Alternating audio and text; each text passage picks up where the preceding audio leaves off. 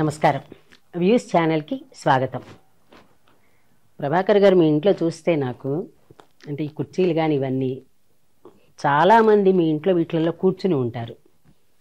ఇక్కడ ఉన్న ప్రతి వస్తువుని చూస్తే అది మీరు పుట్టక ముందు నుంచి ఉన్నట్టుగా ఉంది. చాలా వరకు అంతేనమ్మా. చాలా వరకు అంటే నాకేంటంటే అవుట్ ఆఫ్ క్యూరియాసిటీ, నాకు ఈ వస్తువులకి దాంతో మీ నాన్నగారికి ఉన్న అనుబంధం. ఎందుకంటే మీరు మీ నాన్నగారు పాలిటిక్స్లో పరకాల శేషావతారం గారు ఒక స్థాయికి వెళ్ళిన మనిషి. అంటే ఆయన పాలిటిక్స్ అవన్నీ మనకు అక్కర్లే. మీరు ఏంటంటే ఒక పిల్లాడిగా తండ్రితో ఎలా ఉండేవారు అంటే మనకి రాజకీయంగా వేరేగా ఉంటుంది, అదంతా కాకుండా ఇంటికి వస్తే నాన్నే మనకి ఎప్పుడైనా. అందులో ముఖ్యంగా ఆయన గురించి తలుచుకోవడానికి ఏంటంటే ఈ 25 అనేది ఆయన శత జయంతి. 100 ఏళ్ల క్రితం పుట్టిన మనిషి. సరే, ఆయన ప్రస్థానం ఎలా జరిగింది, ఈ సంబంధం నాకంటే ఇవి చూసిన దగ్గర నుంచి ఆయన కూర్చున్న కుర్చీలు, ఆయన వాడిన వస్తువులు అన్నీ ఉన్నాయి. అదొక తెలుసుకోవాలని క్యూరియాసిటీతో అడుగుతాను, మీరు చెప్పండి. నిజమా, మీరు అన్నది నిజమే. చాలా వరకు ఇంట్లో ఉన్నటువంటి ఫర్నిచరు వయసులో నాకన్నా పెద్దది. నాకన్నా పెద్ద ఫర్నిచర్, నాకన్నా వయసులో చాలా పెద్ద ఫర్నిచర్ చాలా ఉంది ఇక్కడ. అంటే మా నాన్నగారు తర్వాత కొన్ని పెట్టెలు అవి ఉన్నాయి.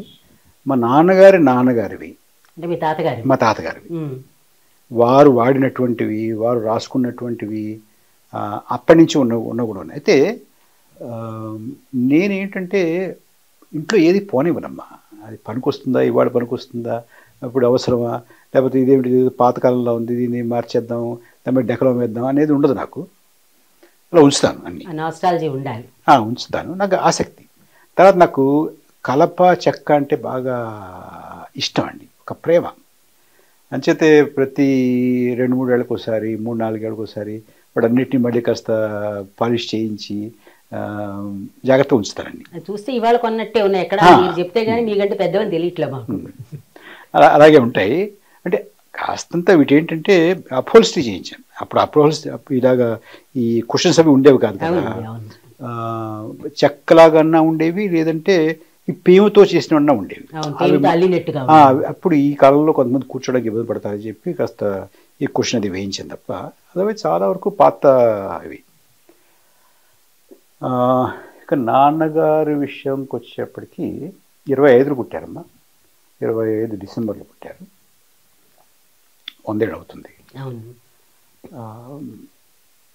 ఆయన చిన్న వయసులోనే పోయారు.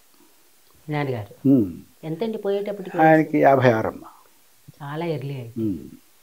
తర్వాత ఆయన రాజకీయంగా బాగా ప్రభావవంతమైనటువంటి పాత్ర ఈ రాష్ట్రంలో పోషించే సమయంలో పోయారు. కరెక్ట్, చాలా ఎర్లీగా అంటే అంతే కదా. ఆయన అప్పటికి మంత్రిగా ఉండేవారు. మంత్రిగా ఉండి ఆయనకి బాగా ఈ పంచాయతీరాజ్ వ్యవస్థ మీద, గ్రామ స్వరాజ్యం మీద, గ్రామాలు వాటంతా పరిపాలించుకోవాలి, వాటికి మంచి వనరులు ఉండాలి, గ్రామీణ అభివృద్ధి జరగాలి అనేటటువంటి ఒక తపన ఉండేది వారికి. అంచేత ఆయన చేసినటువంటి శాఖలు కూడా అలాంటివి. గ్రామీణాభివృద్ధి చేశారు, తర్వాత పంచాయతీరాజ్ చేశారు, తర్వాత రవాణా మంత్రిగా కూడా కొన్నాళ్ళు చేశారు. రవాణా మంత్రిగా చేసినప్పుడు ఆయన ఆర్టీసీ బస్సుల్ని, ఇప్పుడు మనం పల్లెకి బస్సు అని ఆ రోజుల్లో వచ్చిందనమాట. అప్పటికే మొదలైంది, అప్పుడే ఆయన ఉండగానే పెట్టింది. అంటే అప్పుడు ప్రతి పల్లెకి బస్సు ఉండేవి కాదు.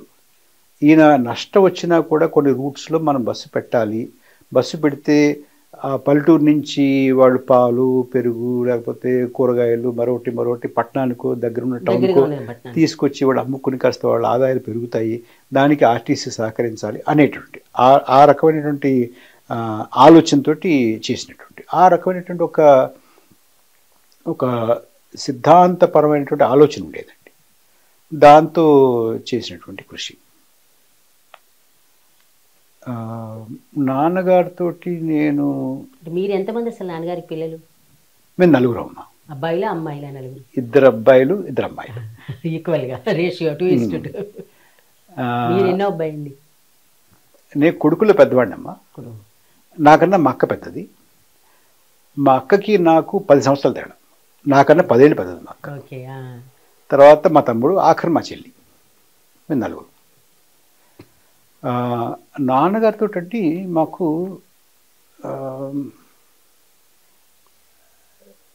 చాలా తక్కువ ఇంటరాక్షన్ ఉండేది. అంటే భయపెట్టేవారా, భయపడేవారా మీరు? ఉండేవారు కాదు, ఇంట్లో ఉండేవారు. తర్వాత మా నాన్నగారికి బాగా పొద్దున ఆలస్యంగా లేచే అలవాటు అండి. రాత్రి అంటే వీళ్ళకి ఈ అండర్ గ్రౌండ్ ఉండడం, రాత్రుళ్ళు నడక, ఎక్కడ తిరగడం, తర్వాత రాజకీయాల్లో కూడా రాత్రులు బాగా 2:00, 3:00 ఇంటికి వచ్చి పడుకోవడం, ఇలాంటివి ఉండేవి కదా. అంచేత పొద్దున్న ఆలస్యంగా లేచేవాళ్ళు. మాకు అంచేత ఏమయ్యేదంటే పిల్లలు మాకు ఆయన లేచేటప్పుడు మేము స్కూల్కి వెళ్ళిపోయాం. అది మీరు వచ్చేటప్పటికి ఆయన ఇంట్లో ఉండేవారు కాదు. మేము వచ్చేటప్పటికి ఆయన ఏమో జనాలతో కూర్చునేవాళ్ళు, లేకపోతే బయటకు వెళ్ళేవాళ్ళు. తర్వాత ఆయన వచ్చేటప్పుడు మేము పడుకునేవాళ్ళం. అంచేత ఊళ్ళో ఉన్నప్పుడు కూడా తక్కువ కూర్చోవడం. అయితే ఆయనకి ఖాళీగా ఉండి, ఆయన ఇంట్లో ఉండి, నేను ఇంట్లో ఉండి, పిల్లలు మా ఇంట్లో ఉంటే మాత్రం మాతో ఎక్కువ సమయం ఉండేవాళ్ళు, మాట్లాడుతుండేవాళ్ళు. చాలా చాలా డిస్టెన్స్ అంటే ఎంతంటే ఆయన ఏదో అప్పుడు ఎమ్మెల్యేగా ఉన్నప్పుడు, తర్వాత హైదరాబాద్ వచ్చేటప్పుడు మాకు ఈ ఆట బొమ్మలు తీసుకొచ్చేవాళ్ళు, కారు మరొకటి పట్టుకొచ్చేవాళ్ళు. ఆయన వచ్చి పెట్టి విప్పి మాకు ఇచ్చి ఆయన లోపలికి వెళ్ళి స్నానం అది చేసుకుని వచ్చేటప్పటికి ఏ కీలు కాకీలు విడదీసేవాడు. ఏమనేవారు కాదండి. పిల్లలే కదా. మా అమ్మ తిట్టేది. మా అమ్మ అంటే భయం. మా అమ్మ మమ్మల్ని కొట్టినట్టు ఎవరు కొట్టలేదండి. అవునా? బాగా విపరీతంగా కొట్టేది. మా అమ్మ ఏమో కొడుతూ ఉంటే పేరు కూడా కాళికాంబ, పేరు తగ్గట్టే కొట్టారు. ఉగ్రస్వరూపం. ఆవిడ కొట్టడం లేకపోతే తిట్టడం. మా నాన్నగారు అనేవాడు, ఎందుకే కాళికాంబ, ఎందుకు వాళ్ళని కొడతావు అనేవాడు. మీరేమో చుట్టం చూపుగా వస్తుంటారు, వీళ్ళు అల్లరి పడలేకపోతున్నారా అనేది. చుట్టం చూపుగా మీరు వస్తారు, వచ్చినప్పుడు గారం చేసి వెళ్ళిపోతుంటారు, ఆ తర్వాత నేను పడాలి కదా అంటుండే. చాలా ఆప్యాయంగా ఉండేవారండి. అంటే నేను గమనించింది ఏంటంటేనమ్మా, ఎప్పుడూ కూడా మమ్మల్ని ఎవరిని కూడా గదమాయించడం కానీ, తిట్టడం కానీ, అసలు కొట్టడం చేయడం అనేది ప్రశ్నే లేదండి. అసలు అసలు అంత సహనం. కరెక్ట్ అండి. అది నలుగురు పిల్లల మీద అంత సహనం అసలు సాధ్యమా మనిషికి? అంతే కదమ్మా. ఇప్పుడు రాజకీయాల్లో ఉన్నారు, అనేక చికాకులు ఉంటాయి. ఇప్పుడు మనం చూస్తుంటాం, మనకి ఎక్కడో దేని మీద కోపం వచ్చి ఇంట్లో ఉన్న వాళ్ళు తీర్చుకుంటాం కదా. పిల్లలు కొట్టడం, కొంతమంది పెళ్ళాలను కొట్టడం, లేకపోతే ఏదో ఇది పగలు కొట్టడం, అది పగలు కొట్టడం, ఏదో చేస్తుంటారు. ఆయన అంత చికాకులు ఉన్నా, అంత ఇబ్బందులు పడుతున్నా, అంత ఉడుదుడుకులైనటువంటి రాజకీయాలు ఉన్నా కూడా మమ్మల్ని కానీ ఎప్పుడూ ఒక మాట అనడం కానీ, పరుషంగా మాట్లాడడం కానీ, గొంతు పెంచి మాట్లాడడం కానీ, అసలు చెయ్యత్రం ఉందని చెప్పాక చెయ్యత్రం ప్రశ్నే లేదు. అయితే ఇంకొక ముఖ్యమైనటువంటి విషయం ఏంటంటే, ఆయన మనస్తత్వంలో నేను గమనించింది, మమ్మల్నే కాదమ్మా, నేను ఆయన్ని చూసినంతలో ఎవరిని కూడా పరుషంగా మాట్లాడలేదు. అంటే బయట రాజకీయాల్లో కూడా అంటే ఇప్పటి భాష అప్పుడు వాడలేదన్నమాట. ఇంకోటి, ఎదురు బెదురు పడినప్పుడు శత్రువు అయినా కదా, శత్రువు లేకపోతే ప్రత్యర్థి లేకపోతే మరొకరు అలా ఉంచండి, అసలు పరుషంగా మాట్లాడమే లేదు. ఇంకోటి, పరోక్షంగా కూడా వాడిలాగా ఆడడం కూడా లేదు. అది ఎలా సాధ్యం అనేది ఇప్పటికీ నేను ఆలోచిస్తుంటే నాకు ఆశ్చర్యం వేస్తుందమ్మా. అంత శాంత స్వభావం, అంత సహనం, అంతగా తమాయించుకునేటటువంటి గుణం, అంతగా సరే ఏదో జరుగుతుంది, పోన్లే వాడు ఏదో అన్నాడు, ఎవరన్నా వచ్చి వాడు ఇలా అన్నాడు, మిమ్మల్ని ఇలా అన్నాడు, నవ్వు ఊరుకునేవారు. అంతేగాని అలా అన్నాడా ఏంటి వాడి సంగతి అనే మాట కానీ, వాడు ఇలాంటి వాడని కానీ, వాడు అలాంటి వాడని కానీ, పరోక్షంగా కూడా వాడు లేనప్పుడు కూడా ఎప్పుడు నేను వినలేదండి. అదొకటి నాకు బాగా గుర్తుండిపోయేటటువంటి. తర్వాత ఆయన చాలా ఆధునికమైనటువంటి భావాలు కలిగినటువంటి మనిషి, ప్రోగ్రెసివ్ అంటామే, చాలా ప్రగతిశీలమైనటువంటి. నాకు బాగా ఒక ఇన్సిడెంట్ బాగా గుర్తమ్మా. నన్ను స్కూల్లో వేశారు, ఇప్పుడు బాగా గుర్తు నాకు. నరసాపురం మున్సిపల్ బడి. మేము సత్య మాస్టర్ బడి అనేవాళ్ళం. అంటే అక్కడ హెడ్ మాస్టర్ గారు సత్యం గారు. ఇంకా అయింది ఆ స్కూల్. ఆయన చాలా అక్కడ అక్కడ అక్కడ హెడ్ మాస్టర్గా ఉన్నారు కాబట్టి సత్యం మాస్టర్ బడి అనేవాడు. అది Shri Lakshmi Narasimhamba upper primary school, municipal school అది. కానీ ఆ పేరు బట్టి ఎవరు పిలిచేవాడు కాదు, అందరూ సత్యం మాస్టర్ బడి అనేవాడు. నేను అందరూ చదువుకున్నానమ్మా. నన్ను అక్కడ జాయిన్ చేయడానికి తీసుకెళ్ళినప్పుడు హెడ్ మాస్టర్ గది ఉండేది, చిన్న గది. అక్కడ ఫారం ఫిల్ చేయాలి కదా.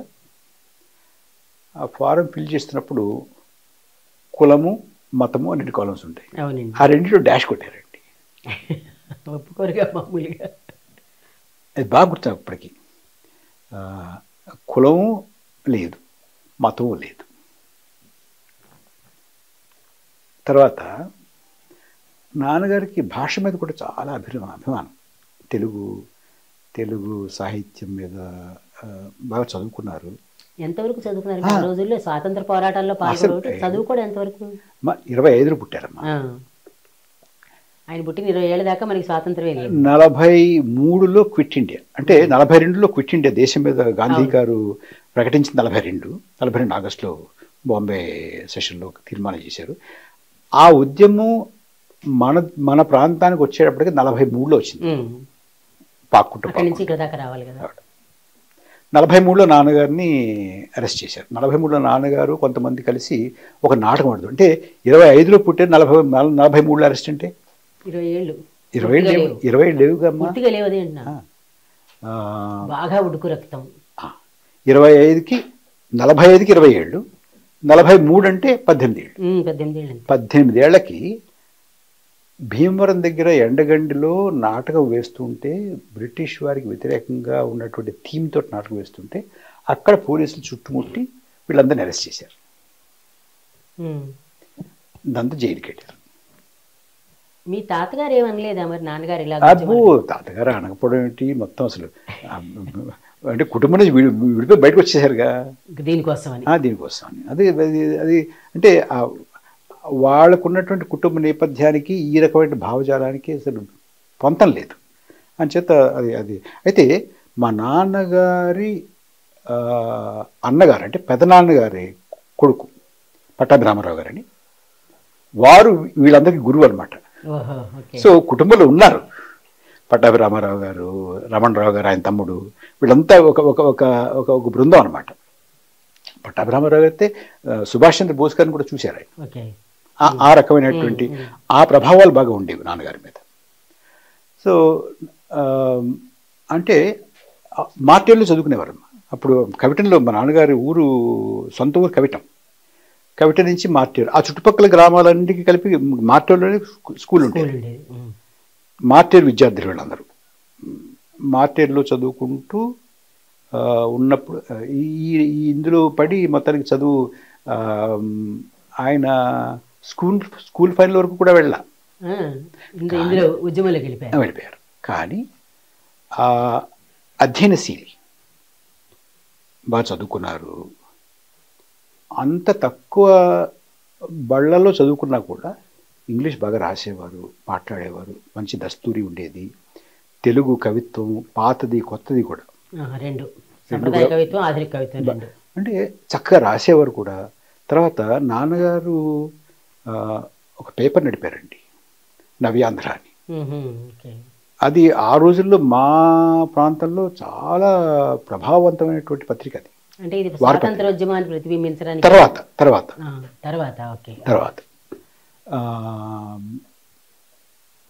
పత్రిక నడిపారు. కూడు గుడ్డ అని ఒక నాటకం రాశారు. అది కూడా చాలా ప్రభావవంతమైన నాటకం, బాగా ఆకట్టుకున్నటువంటి నాటకం, చాలామందిని ఉత్తేజితులు చేసినటువంటి నాటకం. అంటే కూడు గుడ్డ అంటే అక్కడ అందులో ప్రధానమైనటువంటి పాత్రలు ఒక నేతన్న, ఒక రైతన్న. అంటే కూడిచ్చేటువంటి వారు, గుడ్డిచ్చేటువంటి వారు. వారి చుట్టూ ఒక ఇతివృత్తం, గ్రామంలో ఉన్నటువంటి వారు, ఒక ఆచారి గారు, ఒక రైతు, ఒక నేతన్న, బట్ట, పంట, ఆధ్యాత్మికం, గుడి, ఈ రకంగా ఉన్నటువంటి ఒక ఇతివృత్తం అనమాట. అది రాశారు. అది కూడా మంచి బాగా పేరు ప్రఖ్యాతులు పొందినటువంటిది. సో ఆ రకమైన అంటే ఇటు ఆధునిక కవిత్వం, ఆధునికమైనటువంటి సాహిత్యంతో ఎంత పరిచయం ఉందో అలాగే ఆ, పూర్వకాలంలో ఉన్నటువంటి వాళ్ళు వారి కవిత వారి పద్యం దాంతో కూడా అంతే పరిచయం ఉన్నటువంటి మనిషి. అంటే తానంతటా కదా సొంతంగా చదువుకోవడం మొదలెట్టారు, ఎవరిదైనా ప్రభావం ఉందా అండి అసలు చదవడానికి? ఆయనే చదువుకున్నారేమో, ఆయనే చదువుకుంటారు. అంటే ఆయన చాలా ఆధునిక కవిత్వాన్ని అప్పటికప్పుడు టకటకా చెప్పేసేటటువంటి ధారణ కూడా ఉండేది. ఓకే. నాకు బాగా గుర్తండి, రణరంగం కాని చోటు భూతలమంతా వెతికిన దొరకదు. మళ్ళీ ఒకసారి చెప్పండి. రణరంగం కాని చోటు భూతలమంతా వెతికిన దొరకదు. దొరకదు. గతమంతా తడిసి రక్తమున కాకుంటే కన్నీళ్లతో. శ్రీశ్రీ శ్రీశ్రీ శ్రీశ్రీ పద్యం అండి ఇది చెప్పేవారు. అంటే ఇలాంటివి చెప్తుంది శ్రీశ్రీ కానీ దాశరథి కానీ మరొకళ్ళు కానీ ప్రభావితం చేశాయి, ఇవన్నీ చెప్పగలిగేవారు. ఇది ఎంత సులువుగా గుర్తుపెట్టుకుని చెప్పగలిగేటువంటి వారు, పోతన పద్యాలు కూడా అంతే సులువుగా గుర్తుపెట్టుకుని చెప్పగలిగేటువంటి వారు. బాల రసాలసాల నవపల్లవ కోమల కావ్యకన్యకన్ కూళ్ళకిచ్చి పడుపుకూడు భుజించుట కన్నా సత్కవుల్ హాలికులైననేమి గహనాంతర సీమల కందమూల కౌద్ధాలికులైననేమి నిజ దారాసుత ఉదర పోషణార్థమై నిజధారాసుతోదర పోషణార్థమై ఈ పద్యం కూడా అంత బాగా చెప్పగలిగాడు. ఇది కూడా ఆయన భావాలకు సరిగ్గా సరిపోయింది. ఇది అంటే మనం ఎవరికో దేనికో ఆశించి ఇది పట్టుకెళ్ళి ఇచ్చి వాళ్ళ ప్రాపకం సంపాదించేటటువంటి ఇది కాదు అనేటువంటి పోతన చెప్పినటువంటి పద్యం ఆయన మీద ఎంత ప్రభావం చూపించిందో, గతమంతా తడిసి రక్తమున కాకుంటే కన్నీళ్ళతో అనేటువంటి మాట కూడా ఆయన మీద అంత ప్రభావం. అంటే రెండింటితో పరిచయం ఉండి రెండింటిని బాగా అవగాహన చేసుకుని వంట పట్టించుకునేటువంటి మనిషి. వంట పడితే కానీ అది అవ్వదు కదా అసలు. అంచేత ఆ సహనం, అంచేత గ్రామ సీమల మీద గ్రామంలో ఉన్నటువంటి వాళ్ళు, అది కుడుగుట నుంచి ఉన్నటువంటి ఆ రకమైనటువంటి విచారధార, ఒక భావన, ఒక సిద్ధాంతపరమైనటువంటి ఒక అంకిత భావం, స్వతంత్ర పోరాటంతో సంబంధం ఉండి కమ్యూనిస్ట్ ఉద్యమంతో సంబంధం ఉండి, నాన్నగారి మీదండి ఆయన అండర్గ్రౌండ్లో ఉన్నారు, అమ్మ నాన్నగారు కూడా ఉన్నారు. ఇద్దరు అమ్మగారు కూడా పార్టిసిపేట్ చేసేవారు. మర్చిపోయారు, అది కూడా చెప్పండి. వాళ్ళది అరేంజ్డ్ మ్యారేజా లవ్ మ్యారేజా ఎట్లా అసలు? నాన్నగారిది అమ్మది అది లవ్ మ్యారేజ్ అనడానికి లేదు, అరేంజ్డ్ అనడానికి లేదు. కొంత అరేంజ్డ్ అంటే కులాంతర వివాహం. ఓకే. అంచేత నాన్నగారి తరపునటువంటి ఉన్నటువంటి వాళ్ళ పెద్దవాళ్ళు ఒప్పుకోనటువంటి వివాహం. అమ్మవారి తరపున ఉన్నటువంటి వాళ్ళు చాలా అయిష్టంతో కాదు వద్దు కాదు వద్దు ఇలాగే చేసుకుంటే తర్వాత ఏమవుతుందో తెలియదు అనేటటువంటి అయిష్టంతో ఒప్పుకున్నటువంటిది. పెళ్ళేమో ఈ సివిల్ మ్యారేజ్ అంటామే, దండలు మార్చుకుని మీటింగ్ పెట్టి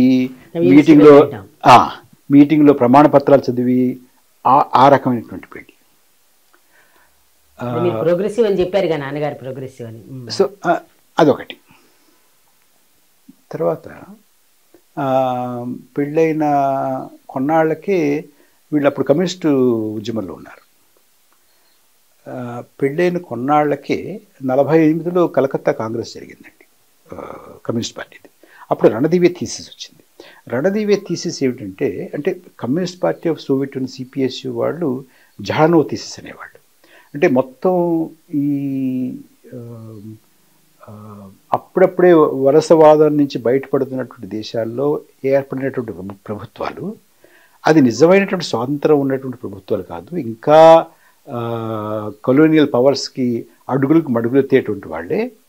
నెహ్రూ ప్రభుత్వం అంచేత మనం ఒప్పుకోకూడదు, దీని మీద తిరగబడాలని సాయుధ పోరాటాన్ని కలకత్తా కాంగ్రెస్లో డిక్లేర్ చేశారు. జడనో థీసిస్కి అనుగుణంగా, రణదివ్య థీసిస్ అంటారు. అప్పుడు వీళ్ళంతా సాయుధ పోరాటం అని చెప్పి బయలుదేరితే వీళ్ళంతా అండర్ గ్రౌండ్ అయిపోయారు. అప్పుడు వీళ్ళ మీద పోలీసుల జులుము, ఇంట్లో పడి వీళ్ళని కొట్టడం, ఈయనేమో అండర్ గ్రౌండ్ వెళ్ళిపోవడం, దాక్కోవడం, ఇంట్లో వాళ్ళ మీద, అమ్మ మీద, తాతయ్య గారి మీద, వాళ్ళ మీద, అమ్మ అమ్మ అమ్మ అమ్మవారి నాన్నగారి మీద వాళ్ళ మీద పడిపోవడం, అర్ధరాత్రి ఇంటి మీద దాడి చేయడం, ఊరగాయ దాడిల్లో ఉచ్చలు పూసేయడం, అయ్యబాబోయ్ అస్సలు వినలేకపోతున్నాం అసలు. ఫోటోలు తీయడం. అంచేత మా ఇంట్లో పాత ఫొటోస్ చాలా తక్కువ ఉంటాయండి. పాడి చేసేయడం వల్ల పోయాయి.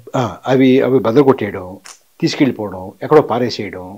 తర్వాత ఏదన్నా ఫోటో తీసి గుర్తుపెట్టడం, ఇది ఇది ఇది ఇది ఎవరో చెప్పు అనడం, ఎక్కడున్నాడో చెప్పు అనడం. అప్పుడప్పుడు రహస్యంగా వచ్చి వెళ్తుండేవారు.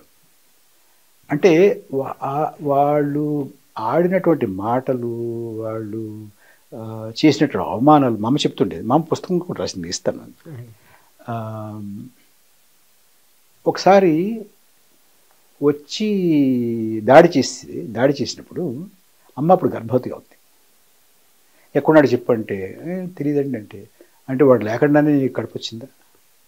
అంత టూ మచ్గా అన్నమాట. అంత ఆ రకమైన అవమానాలు, ఆ రకమైనటువంటి దౌర్జన్యాలు, పచ్చళ్ళ జాడీలు పాడు చేసి చేయడం, ఇల్లంతా చిందరవందర చేసేయడం, వాళ్ళని పట్టుకెళ్ళి వాళ్ళని లోపల పెట్టడం, చెప్పేవరకు విడిచిపెట్టడం అని చెప్పడం, ఇలా రకరకాల ఇబ్బందులు పడ్డారు. వీళ్ళు మన్యం ఏరియాలో అండర్ గ్రౌండ్లో ఉండేటువంటి వారు. నాన్నగారి మీద ఆ రోజుల్లో 2 ఏళ్ళు షూటెడ్ సైట్ ఆర్డర్స్ ఉన్నాయి. 2 ఏళ్ళు కనిపిస్తే కాల్ చేయొచ్చు అనేటువంటి, ఎవడైనా కాల్ చేయొచ్చు. అంటే ఏ పోలీస్ అయినా కూడా, అంటే కాల్చడానికి ప్రత్యేకమైనటువంటి అనుమతి తీసుకోవాల్సిన అవసరం లేకుండా అది 2 ఏళ్ళు ఆయన మీద ఉంది. అలాగే రహస్యంగా తిరిగి మొత్తానికి, అంటే వాళ్ళు ఆ 2 సంవత్సరాలు అమ్మా నాన్నగారు పడినటువంటి కష్టాలు, వాళ్ళు అనుభవించినటువంటి ఆవేదన,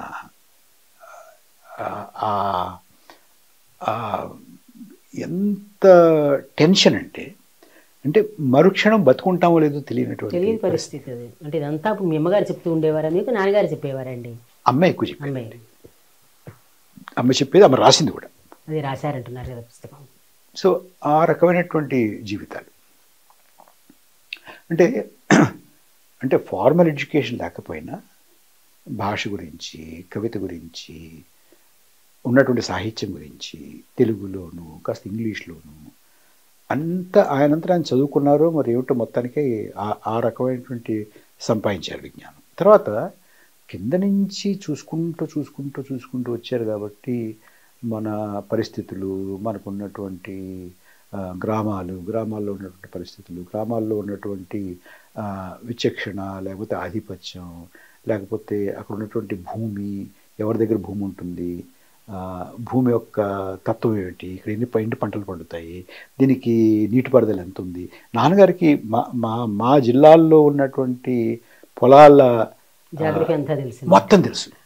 తర్వాత ఏ కాలువ ఎంత పొడుగుంటుంది, ఏ కాలువ ఏ భూములకు వస్తుంది, గోదావరి దాళ్వాకి నీళ్లు ఎప్పుడు ఇస్తారు, దాళ్వాకి నీళ్ళు వస్తే ఏం చేయాలి, రాకపోతే ఏం చేయాలి, వచ్చేలా ఎలా కృషి చేయాలి, ఇవన్నిటి మీద బాగా అవగాహన ఉందండి. ఇంకొక విషయం చెప్పాలి, నేను కూడా కొన్నాళ్ళు ప్రత్యక్ష రాజకీయాల్లో ఉన్నాను. మీ నాన్నగారి ప్రభావంతో, అమ్మా నాన్నల ప్రభావం కొంత ఉండే ఉంటుంది. అంటే వాళ్ళు ఉండగా వాడు రాజకీయాల్లో అలా అని కాదు, అసలు ఆ నేపథ్యం ఉంది కదా మీకు. అది అంటే వాళ్ళు బతికుండగా, వాళ్ళు రాజకీయాల్లో ఉండగా నేను రాజకీయాల్లో వద్దాం అనుకోవడం కానీ, రాజకీయాలు అసలు ఆసక్తి కూడా ఉండేది. ఆ తర్వాత ఏదో మొత్తానికి అటు ఇటుగా విద్యార్థి ఉద్యమం నుంచి అటు వచ్చామనుకోండి. అయితే అక్కడ ఏంటంటే, నేను ప్రత్యక్ష రాజకీయాల్లో ఉండి తిరుగుతున్నప్పుడు కాన్స్టిట్యున్సీ సరే నియోజకవర్గాలు తిరుగుతున్నా, మీ నాన్నగారు మా ఊరు వచ్చారండి, మా ఇంటికి వచ్చారండి అంటే నియోజకవర్గం కాబట్టి అనుకోండి. నేను ఈస్ట్ గోదావరి వెళ్ళినా, వెస్ట్ గోదావరిలో మిగతా ప్రాంతాలకు వెళ్ళినా, కృష్ణా జిల్లా వెళ్ళినా, ఆ చుట్టుపక్కల 2-3 జిల్లాల్లో ఎక్కడికి వెళ్ళినా ఆశ్చర్యం ఏంటంటే, ఎక్కడికి వెళ్ళినా, ఏ ఊరు వెళ్ళినా కూడా ఎవరో ఒకళ్ళు మీ నాన్నగారు ఈ ఊరు వచ్చారని చెప్తుండేవాళ్ళు. సరదాగా ఉంటుంది వినడానికి. ఈ ఊరు వచ్చారని చెప్తుండేవాళ్ళు, మా ఇంటికి వచ్చారని చెప్తుండేవాళ్ళు. కొంతమంది అయితే ఫోటోలు చూపిస్తుండేవాళ్ళు. నాకు అర్థమయ్యేది కాదు, నువ్వులు ఎలా తిరుగుతారు అని ఒకరోజు మా అమ్మని అడిగానండి. అమ్మ, నాన్నగారు ఆ ఊరిలో ఏ ఊరు వెళ్ళినా కూడా మీరు మీ నాన్నగారు వచ్చారు అంటున్నారు, ఎలా వెళ్ళేవాళ్ళే, ఎంత తిరిగారైనా అని. అప్పుడు మా అమ్మ ఒక విషయం చెప్పింది. ఇప్పుడు రాజకీయ నాయకులు కూడా అంటే మేము రాజకీయాల్లోకి వచ్చినప్పుడు కూడా మాకు చెప్తారు. ఎలా అంటే అమ్మాయి చెప్పిందంటే, ఏలూరులో మా జిల్లా హెడ్ క్వార్టర్స్ ఏలూరు అండి. ఏలూరులో కలెక్టర్ ఆఫీస్లోనో కాంగ్రెస్ ఆఫీస్లోనో మీటింగ్ ఉందనుకో, మధ్యాహ్నం 3 గంటలకు మీటింగ్. నాన్నగారు పొద్దున్న 6 గంటలకు బయలుదేరేవారు. ఇంట్లో 6 గంటలకు పాలు వచ్చేవి కాదు, డికాక్షన్ తాగేసి బయలుదేరేవారు. ఓహో, ఇంకేదో ఉంటే అది అంతే. డికాక్షన్ తాగేసి నాన్నగారు 6 గంటలకి ఇంటి దగ్గర బయలుదేరేవారు. ఇంటి దగ్గర 6 గంటలకు బయలుదేరి పక్క ఊళ్ళో పాలకులు వెళ్ళి ఎవరింటి దగ్గర కూర్చునేవాళ్ళు. అంటే ఆ ఊళ్ళో అక్కడ ఉన్నటువంటి కార్యకర్తలు పెద్దవాళ్ళు అందరూ కూర్చుంటారు, వాళ్ళ ఇంట్లో కాస్త కూర్చుని మాట్లాడి వాళ్ళని వెళ్ళి పరామర్శ చేసి, ఎలా ఉన్నాయి పంటలు, ఎలా ఉన్నాయి, అమ్మాయి ఎలా ఉంది, పెళ్ళి అయిందట కదా, అల్లుడు ఎలా ఉన్నాడు, ఇట్లా అంతా వాళ్ళందరినీ పలకరించి మళ్ళీ అక్కడి నుంచి మళ్ళీ పక్క ఊరికి అక్కడ కాసేపు కూర్చుని వాళ్ళు ఏదో పెట్టినట్టు కాఫీ తాగి వాళ్ళు పెట్టిన పలహారం తిని మళ్ళీ బయటే అక్కడి నుంచి ఇంకోటి, అక్కడి నుంచి ఎక్కడో ఇంకో చోటకి వెళ్ళడం, అక్కడ లంచ్ చేయడం, భోజనం చేయడం మధ్యాహ్నం. వాళ్ళతో కూడా కాసేపు కూర్చొని మాట్లాడి, వాళ్ళ పిల్లలతో మాట్లాడి, ఊళ్ళో వాళ్ళతో మాట్లాడి, వాడు వచ్చి వీడు వచ్చి అంతా కలిసి వెళ్ళిన తర్వాత 1 గంటలకో 2 గంటలకో ఏలూరు చేరుకోవడం. పొద్దున 6 గంటలకు పోయింది. మామూలుగా 2 గంటలు పడుతుందండి మా ఊరి నుంచి ఏలూరు వెళ్ళాలి. ఆ మీటింగ్ చూసుకోవడం, మీటింగ్ చూసుకున్న తర్వాత అక్కడ జిల్లా కాంగ్రెస్ ఆఫీసులో కూర్చోవడం, లేకపోతే మరో చోట ఖాదీ బండార్లో కూర్చోవడం, అక్కడికి వచ్చిన వాళ్ళందరితో మాట్లాడి అయిపోయిన తర్వాత 4, 5, 6 అక్కడి నుంచి బయలుదేరి మళ్ళీ అప్లెండ్ నుంచి అలా రావడం అనమాట. ఓకే, సో అంటే ఒక ప్రదక్షిణ అయిపోయింది మొత్తం. ప్రదక్షిణ అంటే ఈసారి ఈ రూట్లో వెళ్ళారు, ఆసారి ఇంకో రూట్లో వెళ్తారు, వెళ్ళేప్పుడు ఈ రూట్లో వెళ్తారు, వచ్చేప్పుడు ఆ రూట్లో వస్తారు. మరి నువ్వు వెళ్ళక ఎలా ఉంటుంది? మేమేం చేసేవాళ్ళం, మేము ప్రత్యక్ష రాజకీయాలు వచ్చినప్పుడు 2 గంటలకు మీటింగు, ఓకే ఎంతసేపు పడుతుంది, 2 గంటలు కదా, 12 గంటలకు బయలుదేరేవాడు, వెళ్ళిపోవడం అంతే. ఇంకా అది అప్పటికి మీకు తేడా, మళ్ళీ రైమండి వెనక్కి వచ్చేసేవాడు. ఏమిటో తెలియదు, ఏదో కుక్క సంతకి వెళ్ళినట్టే.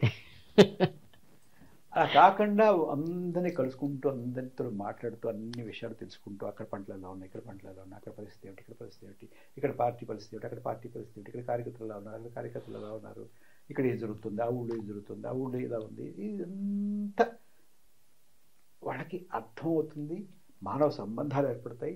ఇళ్లలోకి వెళ్ళి ఒకటమ్మా, మనం ఎవరిని ఇంటికి వెళ్ళి కూర్చుని వాళ్ళ ఇంట్లో భోజనం చేసి వాళ్ళతో కూర్చొని మాట్లాడి, పిల్లలతోటి వాళ్ళతోటి వీళ్ళతో మాట్లాడితే ఆ కుటుంబంతో వాళ్ళతో వచ్చేటువంటి అనుబంధం వేరుగా ఉంటుంది. మనం రండి మన ఇద్దరు వెళ్ళి హోటల్లో భోజనం చేద్దామంటే అది వేరు ఉంటుంది. ఇందులో ఆప్యాయత ఉంటుంది. ఇప్పుడు అలా ఉంది, అప్పుడు అలా ఉంది. అంచేత అనేక ప్రాంతాల్లో, అనేక ఊళ్ళల్లో 2, 3, 4 జిల్లాల్లో చుట్టుపక్కల నాన్నగారు వచ్చారని, మా ఇంట్లో భోజనం చేశారని, మా ఇంట్లో కాఫీ తాగారని, మా ఇంట్లో పెళ్ళికి వచ్చారని, మా ఇంట్లో వ్రతానికి వచ్చారని రకరకాలుగా చెప్తుంటే ఆశ్చర్యేశారు మాకు.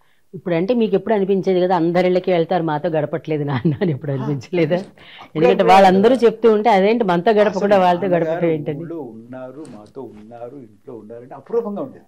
అది అపూర్వంగా ఉండేది. ఉన్నప్పుడు ఎట్లా ఉండేది మీరు అసలు? అంటే మీ నాన్నగారిని ఏమని పిలిచేవారు? మీద నాన్న నువ్వనా, నాన్నగారు మీరనా, ఎలా ఉండేది? నాన్నగారు అనేవాళ్ళం. అబ్బాయి అసలు ఎంత ఆప్యాయంగా, ఎంత గారంగా చూసేవారు. అందరూ మీరు పెద్ద అబ్బాయి కదా, మీకు ఏమైనా బాధ్యతలు అవి చెప్పారే? నాకు ప్రత్యేక స్థానం ఉంది. నేను లేక పుట్టాను. అదే 10 ఏళ్ళకి అన్నారు కదా, గారం కూడా ఉంటుంది కొంచెం. బాగా గారం. మా అమ్మకి గారం ఉంది, అయినా కొట్టేది. అంటే దేని దారి దాంది. కొట్టడం అంటేనమ్మా ఒక దారిలో పెట్టుకోవాలి, భయం ఉంటుంది కదా తల్లికి. అసలు నేను మామూలు అల్లరి చేసేవాడిని కాదు కదా. అవునా? అసలు అల్లరి చేస్తే కొట్టకేం చేస్తారు. అంటే మీకు అంటే గారం వల్ల అల్లరి ఎక్కువ అయింది మళ్ళీ. అంటే చాలా మంకు పట్టుండేది. తమ్ముడు చెల్లాయి ఎలా ఉండేవారు? మీరు ఒక్కరైనా ఎక్కువ అల్లరి, అందరు చేసేవారా? మా తమ్ముడు చేసేవాడు. మా తమ్ముడు కొంచెం బలహీనంగా ఉండేవాడు చిన్నప్పుడు. తర్వాత కనపడిన అల్లరి చేసేవాడు. Silent killer. మా చెల్లెలు ఆఖరిది కాబట్టి కొంచెం గారం, నేచురల్. అది మా అక్క ఒక్కతే 17 కాబట్టి అది ఆవిడ కొంచెం పెద్దరికం. పెద్దరికం ఒకటిను. తర్వాత ఒక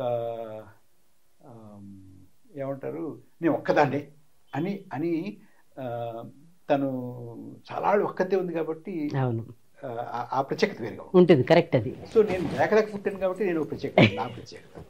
మా తమ్ముడు బలహీనంగా ఉండేవాడు కాబట్టి వాడి ప్రత్యేకత, అమ్మాయి ఆకలి కాబట్టి దాని ప్రత్యేకత. 4కి 4 ప్రత్యేకత అనుకోకుండా వచ్చాయి. అలాగే ఉండేవాడు. కాబట్టి నాన్నగారు ఎవరితో ఎక్కువగా బాగా ఉండేవారండి?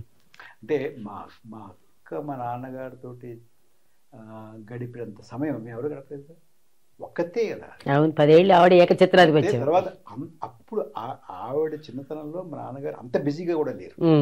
మీరు పుట్టే టైంకి బిజీ అయిపోయారు. మేము పుట్టే టైంకి ఇప్పుడు నేను 59లో పుట్టానమ్మా. 62లో నాన్నగారు మొట్టమొదటిసారి శాస్త్రం ఎన్నికయ్యారు. ఇంకా అక్కడి నుంచి చూడండి. ఇంకంతేగా మరి రాజకీయాల్లోకి వెళ్ళారంటే ఇంకా కనబడరు మీకు. సో మా అక్క నాన్నగారితో బాగా ఎక్కువ సాహిత్యం, ఎక్కువ కాలం ఆయనతో ఉండడం ఎక్కువ జరిగింది. అందరు ఇంట్లో ఉన్నప్పుడు అందరూ కలిసి భోజనం చేసే సంఘటనలు ఉన్నాయి? ఎవరు భోజనం వాళ్ళది తక్కువ. నాన్నగారు ఇప్పుడు వచ్చేవాళ్ళు, అదే వచ్చినప్పుడు అంటున్నా. వచ్చినప్పుడు అయితే మేము భోజనం చేసేవాళ్ళం. ఆయన ఎప్పుడో 2 గంటలకు 3 గంటలకు భోజనం చేసేవారు. ఎక్కడ తిరిగి వచ్చేవారు. అయితే మేము కూర్చునేవాళ్ళం నాన్నగారు వచ్చే వరకు. ఇంకోటి నా వరకు వస్తేనమ్మా, నాన్నగారికి ఆయన మంత్రిగా ఉన్నప్పుడు ఇక్కడ హైదరాబాద్లో ఉన్నప్పుడు నేను ఒకటి పెట్టుకున్నాను. పొద్దున్నే నాన్నగారు స్నానం అది చేసి, ఆయన అప్పుడు సెక్రటరీకి వెళ్ళాలి కదా మంత్రిగా ఉన్నప్పుడు, ఆయన వెళ్లే ముందు డైనింగ్ టేబుల్ దగ్గర కూర్చొని టిఫిన్ చేసేవారు. టిఫిన్ చేసినప్పుడు ఆయనకి పేపర్లన్నీ చదివి వినిపించేవాడిని. మీరు ఓకే, అదొక అనుబంధం. కొంత నాకు ఆయనతో కూర్చుని మాట్లాడాడు. అలాగే మళ్ళీ సాయంత్రం కూడా కాస్త ఏదైనా మాట్లాడడం, కాలక్షేపం చేయడం. అంటే ఇది విసుక్కుంటూ చదివేవారా, ఇంట్రెస్ట్గా చదివేవారా పేపర్? నేను చదివి వినిపించేవాడిని కావాలని. ఎందుకంటే ఆ ఏజ్ లో కొంచెం చికాకు అది, ఇవన్నీ చేయాలంటే ఇది ఆడుతూ ఉండాలనిపిస్తుంది కదా. అంత చిన్నప్పుడు కాదు కానీ అప్పుడు డిగ్రీ చదువుతున్నాను. ఓకే ఓకే, అప్పటికైనా కొంచెం అసలు ఎంజాయ్ చేసే ఇదిలోనే ఉంటారు కదా ఎవరైనా. అది చేసేవాడిని. తర్వాత నాన్నగారు కూడా అడిగేవారు, అదేమిటో దాని గురించి ఇవాళ ఏముంది చూడు, దీని గురించి ఏముంది చూడు, ఆయన ఏం రాసాడో చూడు, ఈయన రాసాడో చూడు అంటే అది చదివి ఇంగ్లీష్ చదివి వినిపించేవాడు, తెలుగు చదివి వినిపించేవాడు. నేను ఇవాళ ఇంగ్లీషు తెలుగు కొంచెం చదువుతున్నప్పుడు కొంచెం కాస్తంత భావయుక్తంగా చదవడం నాకు అప్పటి అలవాటు. అది ఇంట్రెస్టింగ్గా ఉంటుంది వినేవాళ్ళకి. అదొకటి. మీ చదువుల విషయంలో నాన్నగారు ఇన్వాల్వ్ అయ్యారు, మీకు కావాల్సింది మీరు చదువుకున్నారా? ఇది చదువు అని ఇప్పుడు చెప్పలేదండి, మీ ప్రయారిటీ. మేము చదువుకున్నాం. అయితే నా చదువు విషయంలో 2-3 విషయాలు చెప్పాలి. నాన్నగారి ప్రమేయం. మేము మున్సిపల్ స్కూల్లో చదువుకున్నాను కదా, మనం చెప్పాను కదా. అప్పుడు ఆ టైంలో మా ఊళ్ళో HSPV సంఘం ఉండేది, హిందూ స్త్రీ పునర్వివాహ సంఘం. అద్దేపల్లి సర్వీసెట్టి గారిని వారు పెట్టారు. ఆయన పెద్ద సంఘ సంస్కర్త. BGBS విమెన్స్ కాలేజ్ ఉంది.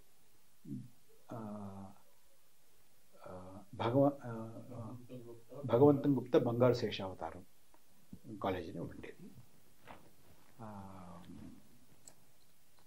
ఆయన ఆ రోజుల్లో మద్రాస్ నుంచి ఒక ఆంగ్లో ఇండియన్ ఫ్యామిలీని తీసుకొచ్చి ఒక ఇంగ్లీష్ మీడియం స్కూల్ పెట్టారు ఫస్ట్ టైం నర్సాపురంలో. ఓకే, ఆంగ్లో ఇండియన్స్ తోటి.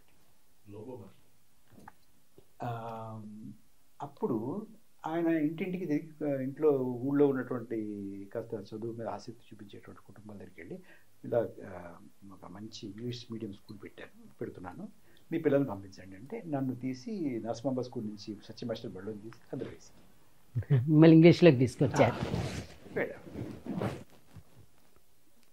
ఇప్పుడుగా నాన్నగారితో కూర్చొని మాట్లాడడానికి ఆయన మేము ఏం చదువుకుంటున్నామో చూడడానికి పెద్దగా ఆయనకు అవకాశం ఉండేది కాదు. ఒకసారి ఏదో సమయంలో ఆయన ఉంటూ ఉన్నారు, నేను చదువుతున్నాను, అది చదవరా అన్నారు. తెలుగు చదవలేకపోయాను.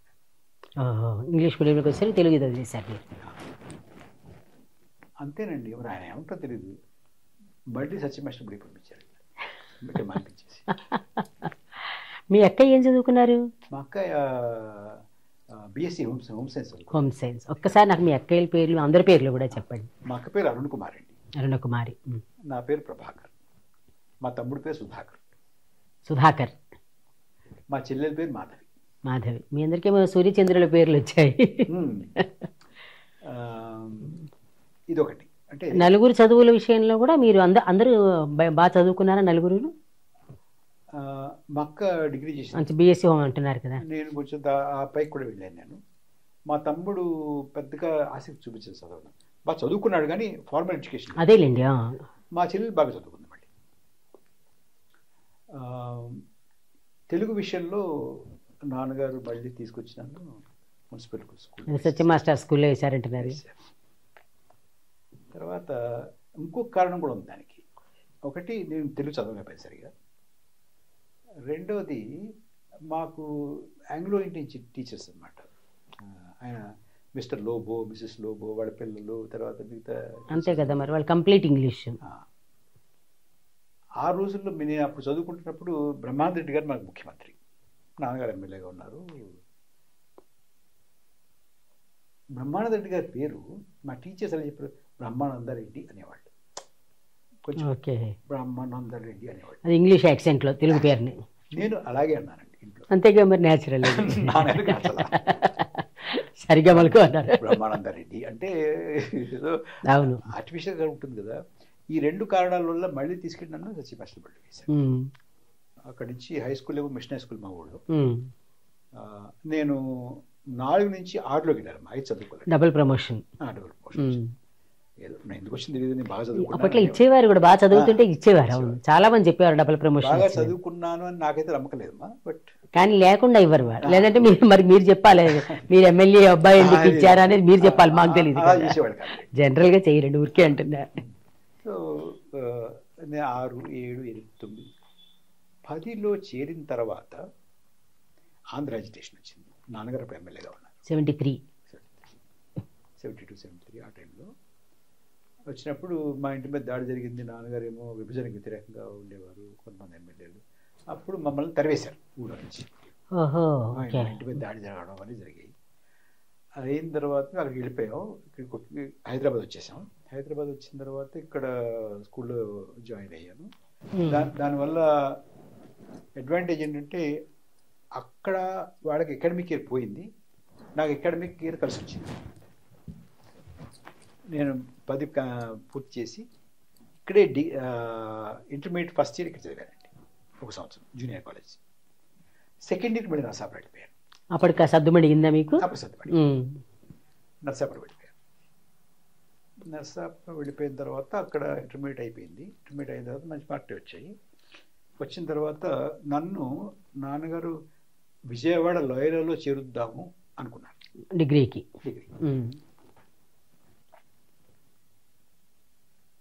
డిగ్రీకి విజయవాడలో చేర్చడానికి నన్ను కూడా పెట్టుకుని విజయవాడ తీసుకెళ్ళారు.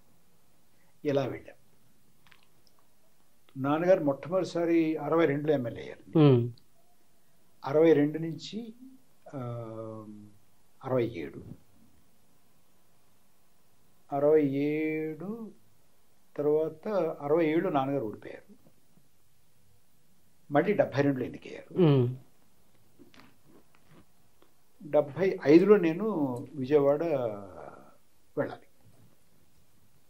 అంటే నాన్నగారు 67 నుంచి 72 వరకు ఎమ్మెల్యే కాకపోయినా అప్పుడు అధికార పక్షం కాంగ్రెస్ కాబట్టి, నాన్నగారు కాంగ్రెస్లో ఉన్నారు కాబట్టి ఆల్మోస్ట్ ఎమ్మెల్యేగానే ఉండేది. అంటే ఎవరో నెగ్గారు, ఏదో కారణాల వల్ల ఓడారు, నెగ్గారు, కానీ మొత్తం నియోజకవర్గం అంతా ఆయన చేతుల మీద నడిచేది. అంటే ఫర్ ఆల్ ప్రాక్టికల్ పర్పసెస్ ఆయన 75, 72లో 3వ ఎమ్మెల్యే కింద లెక్క. ఎలక్ట్ అవ్వడం 2వ అయినా కూడా. అంటే 3వ ఎమ్మెల్యేగా ఉన్నటువంటి ఒక వ్యక్తి నన్ను నర్సాపురం నుంచి నేను నాన్నగారు కలిసి ఆర్టీసీ బస్ స్టాండ్ వచ్చి బస్ ఎక్కి విజయవాడ వచ్చి విజయవాడ బస్ స్టాండ్లో దిగి విజయవాడ బస్ స్టాండ్లో నాన్నగారు రిక్షా మాట్లాడుకుని నేను నాన్నగారు రిక్షా ఎక్కి లోయలా కాలేజీకి వెళ్ళి లోయలా కాలేజీలో రిక్షా ఆపుకుని నాన్నగారు నన్ను లోపలికి తీసుకెళ్ళి నా ఇంటర్వ్యూ అయింది, నాకు అడ్మిషన్ వచ్చింది, నన్ను అక్కడ వదిలేసి మళ్ళీ అదే రిక్షా ఎక్కి మళ్ళీ బస్ స్టాండ్కి వెళ్ళిపోయి నర్సాపేట. నాన్నగారు అంతే తప్పించేసి ఎక్కడ అంటే పొలిటికల్గా కారు వాడుకోవడం కానీ ఏమీ లేదు. ఈ మాట అంటే అంత నిరాడంబరమైన జీవితాలు ఉండేవి, అందరికీ ఉండేవి. ఎలా చెప్పాలంటే నాకు మొట్టమొదటి 59లో పుట్టే, నాన్నగారు 62లో ఎమ్మెల్యే అయ్యారు. 62 నుంచి చిన్నప్పటి అంటే పసిపావుడిగా ఉన్నప్పటి నుంచి నాకు హైదరాబాద్ రావడం అలవాటు అండి. నాన్నగారు చూస్తుండే, అప్పుడు వస్తుండేవాళ్ళు, అమ్మ నాన్నగారు వస్తుండే, సెషన్కి వచ్చేవాళ్ళం అంతా జరుగుతుంది. నాకు బాగా గుర్తమ్మా, ఆ రోజుల్లో పొద్దున్న 8 గంటలకు 8:30కో అసెంబ్లీ స్టార్ట్ అయ్యేదండి. ఎమ్మెల్యే క్వార్టర్స్ నుంచి అసెంబ్లీ ఒక 10 నిమిషాలు బస్సు. ఒక పావు గంట 20 నిమిషాల ముందు ఎమ్మెల్యే క్వార్టర్స్లో బస్సులు ఆగేవమ్మా అసెంబ్లీకి వెళ్ళడానికి. అందరు ఎమ్మెల్యేలు బస్సు ఎక్కేవాళ్ళు హ్యాపీగా. అసలు అక్కడి నుంచి అలా రిడ్జ్ హోటల్ మీద నుంచి నౌబత్ పహాడ్ కింద దిగి అట్లా క్రాస్ చేస్తే అసెంబ్లీ. అవునండి. అసెంబ్లీ అయిన తర్వాత అసెంబ్లీలో లంచ్ బ్రేక్లో మళ్ళీ వీళ్ళందరూ కలిపి బస్సు ఎక్కి వచ్చి భోజనం చేసి ఒక గంట కాస్త విశ్రాంతి తీసుకుని మళ్ళీ బస్సులో ఎక్కి మళ్ళీ అసెంబ్లీకి వెళ్ళి మళ్ళీ సాయంత్రం 7 గంటలకు 8 గంటలకు 9 గంటలకు ఎప్పుడో ఏదో అసెంబ్లీ అంతా కలిసి మళ్ళీ వచ్చేవాళ్ళు. అంటే అంత తక్కువ ఖర్చు చేశారు వాళ్ళు ప్రభుత్వ సొమ్ముని. బస్సులో వెళ్ళడం, బస్సులో రావడం, బస్సులో వెళ్ళడం, బస్సులో రావడం. మంత్రులు కార్లు ఉండేవి అంతే, ఎవరికి ఉండేవి.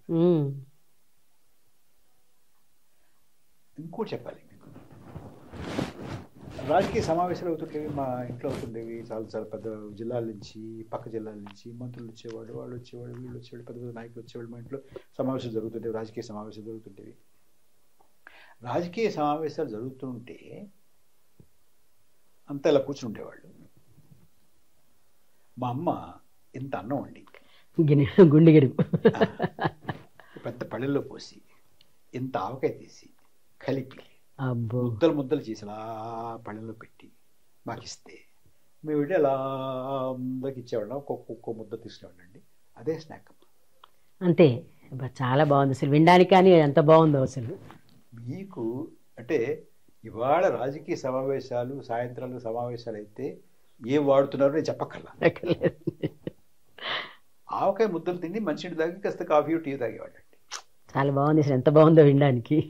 అంతే.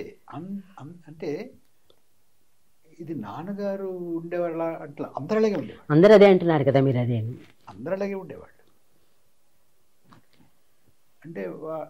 అంటే నాకు చాలాళ్ళు ఇంట్లో ఉండేదమ్మా, ఎక్కడుందో తిరిగిట్లో. నాన్నగారు 62లో ఎన్నికల్లో పోటీ చేసినప్పుడు ఎంత ఖర్చు అయింది లెక్క ఉండేది. అది కూడా లెక్క ఉండేది. 5,000 ఎంత అయిందండి.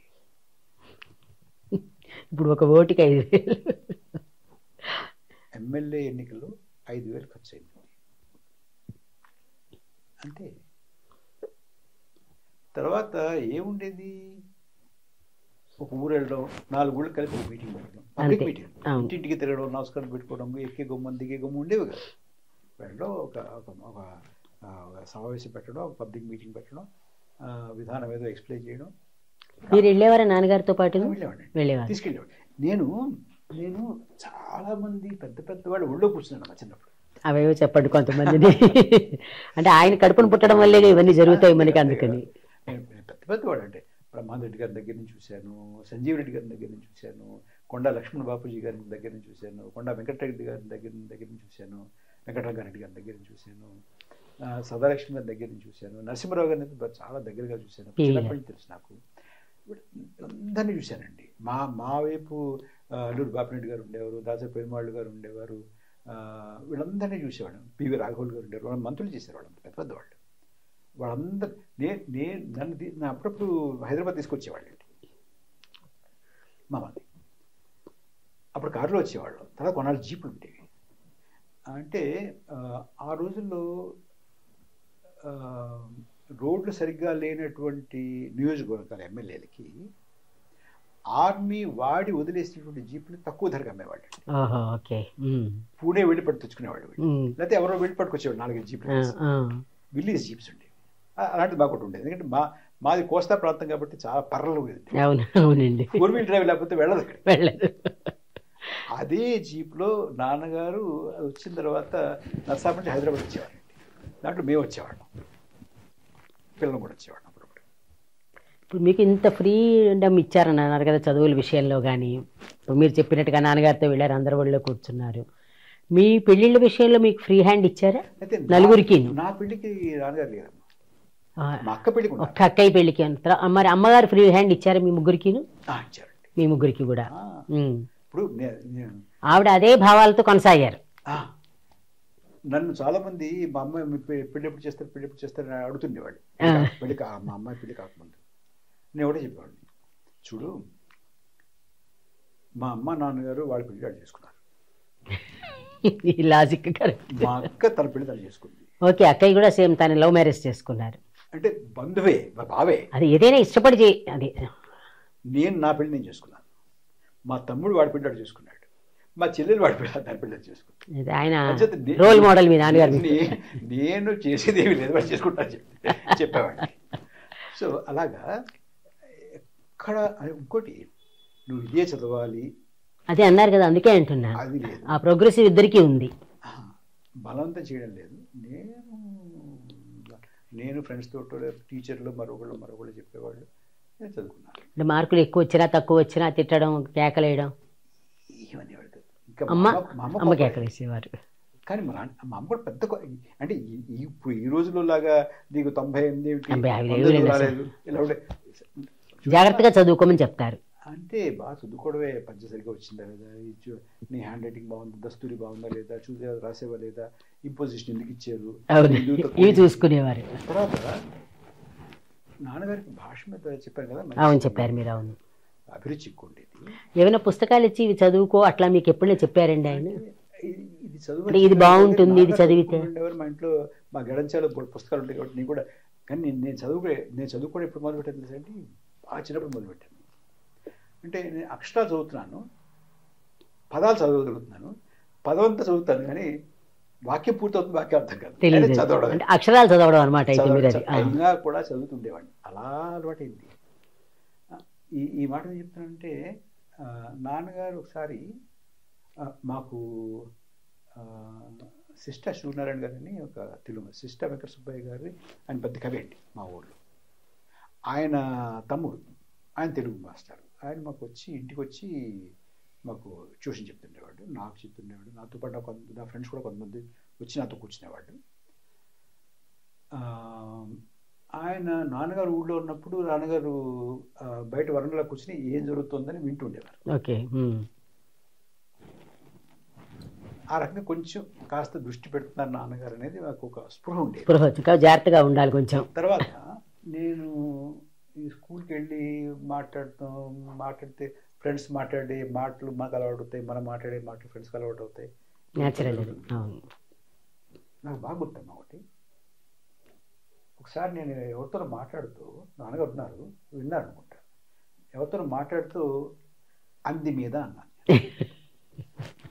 కొంతమంది వాడతారు అంది మీద, దాని మీద అంటే దాని మీద అన్నారు కదా, నాన్నగారు పిలిచి అంది మీద కాదుగా దాని మీద అని చెప్పి బాగా గుర్తున్నాను. అది అంటే అంత పర్టికులర్.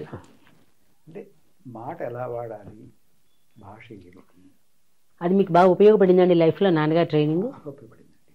అంచేతే నాకు ఉపయోగపడింది, కొంత చేదస్తానికి కూడా దారి తీసిందేమో. నేను ఒక కామ అటు ఇటుగా ఉంటే నాకు ఏదో నచ్చదు, అది నచ్చదు, ఏదో ఉండకూడదు, చేదస్తాం అంటే అది పర్ఫెక్షన్ అంటే ఉంటుంది. అది ఇంగ్లీష్ కానీ తెలుగు కానీ నేను ఏదైనా చూస్తే 1-2 సార్లు చూసి ఇది కాస్త ఎందుకు నాకు ఇబ్బందిగా ఉంటుంది. అది పర్ఫెక్షన్ అండి, అది ఉండాల్సిందే. అది అది ఫుడ్ హ్యాబిట్స్ ఎట్లా ఉండేవి నాన్నగారు? నాన్నగారు చాలా సాధారణంగా ఉండేవి. ఎందుకంటే ఆయన ఉద్యమాల్లో పాల్గొని వచ్చారంటే అసలు తిండి సరిగ్గా దొరకదు కూడా, లేదు కూడా కాకపోవడం. అంచేతే ఆయనకి అల్సర్ వచ్చింది, ఆస్తమా వచ్చింది వీటి వల్ల. అంచేతే ఆయన చాలా తొందరగా పోవడానికి కారణం కూడా అదే. అంటే ఇప్పుడు ఊరికి నా క్యూరియాసిటీ కొద్దిగా అడుగుతున్నానండి.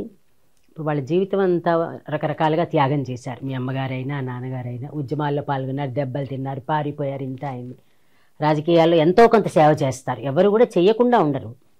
చేసిన తర్వాత ఇట్లా అనారోగ్యం అది అయినప్పుడు ఎందుకు వచ్చింది ఇలా, అనవసరంగా ఇలా అయిందని ఎప్పుడైనా మీకు అనిపించేది? ఇంత కష్టపడినా సరే ఇలాగే అవుతుంది అని అలాంటి ఫిలసాఫికల్ అవుట్లుక్ ఎప్పుడైనా వచ్చేదా ఆయనగా మీకు ఎప్పుడైనా అనిపించిందా? నాకు అనిపించేదమ్మా. ఇంకోటి అయితే అందులో ఒకప్పుడు అనిపించేది, ఇప్పుడు నేను అర్థం చేసుకోగలుగుతున్నాను. ఎలాగంటే ఇప్పుడు నాన్నగారు ఉన్నారండి. నాన్నగారు ఆయన చిన్నప్పటి నుంచి రాజకీయాల్లో తిరిగారు. 17 ఏళ్ళకి 18 ఏళ్ళకి రాజకీయాల్లో తిరిగారు. ఆయన 56 సంవత్సరాలకు పోయారు. అంటే దగ్గర దగ్గర 40 సంవత్సరాలు ఆయన పూర్తిగా జీవితం డెడికేట్ చేసేసారు. డెడికేషన్ ఎంత, ఎందుకంటే మీతో స్పెండ్ చేయలేదని మీరే చెప్తున్నారు కాబట్టి అది డెడికేషన్. చేశారు కదా, మంత్రి చేశారు, ఎమ్మెల్యే చేశారు, మంచి మంచి శాఖలు, ప్రభావవంతమైన శాఖలు చేశారు, చాలా అధికారం చెలాయించేటువంటి శాఖలు చేశారు. ఇవాళకి కూడా ఎవ్వరు బాగా సంపాదించాడు అని ఎవరు అంటారు? అదొక్కటి చాలు మనకి సాటిస్ఫాక్షన్. పిల్లలుగా అంటే మేము ఇబ్బంది పడ్డాం, అమ్మ ఇబ్బంది పడింది, మా కుటుంబ సభ్యులు అందరం కూడా ఇబ్బంది పడ్డాం. ఉండి లేక తిని తినక వాళ్ళు ఇబ్బంది పడ్డారు. మేము మాకు తినడానికి లోటు లేదు, కానీ అది ఏదో కొంచెం అంటే మాకు లగ్జూరియస్ లైఫ్ లేదు, కంఫర్టబుల్ లైఫ్ అంతే. కంఫర్టబుల్ లైఫ్, గౌరవప్రదమైన.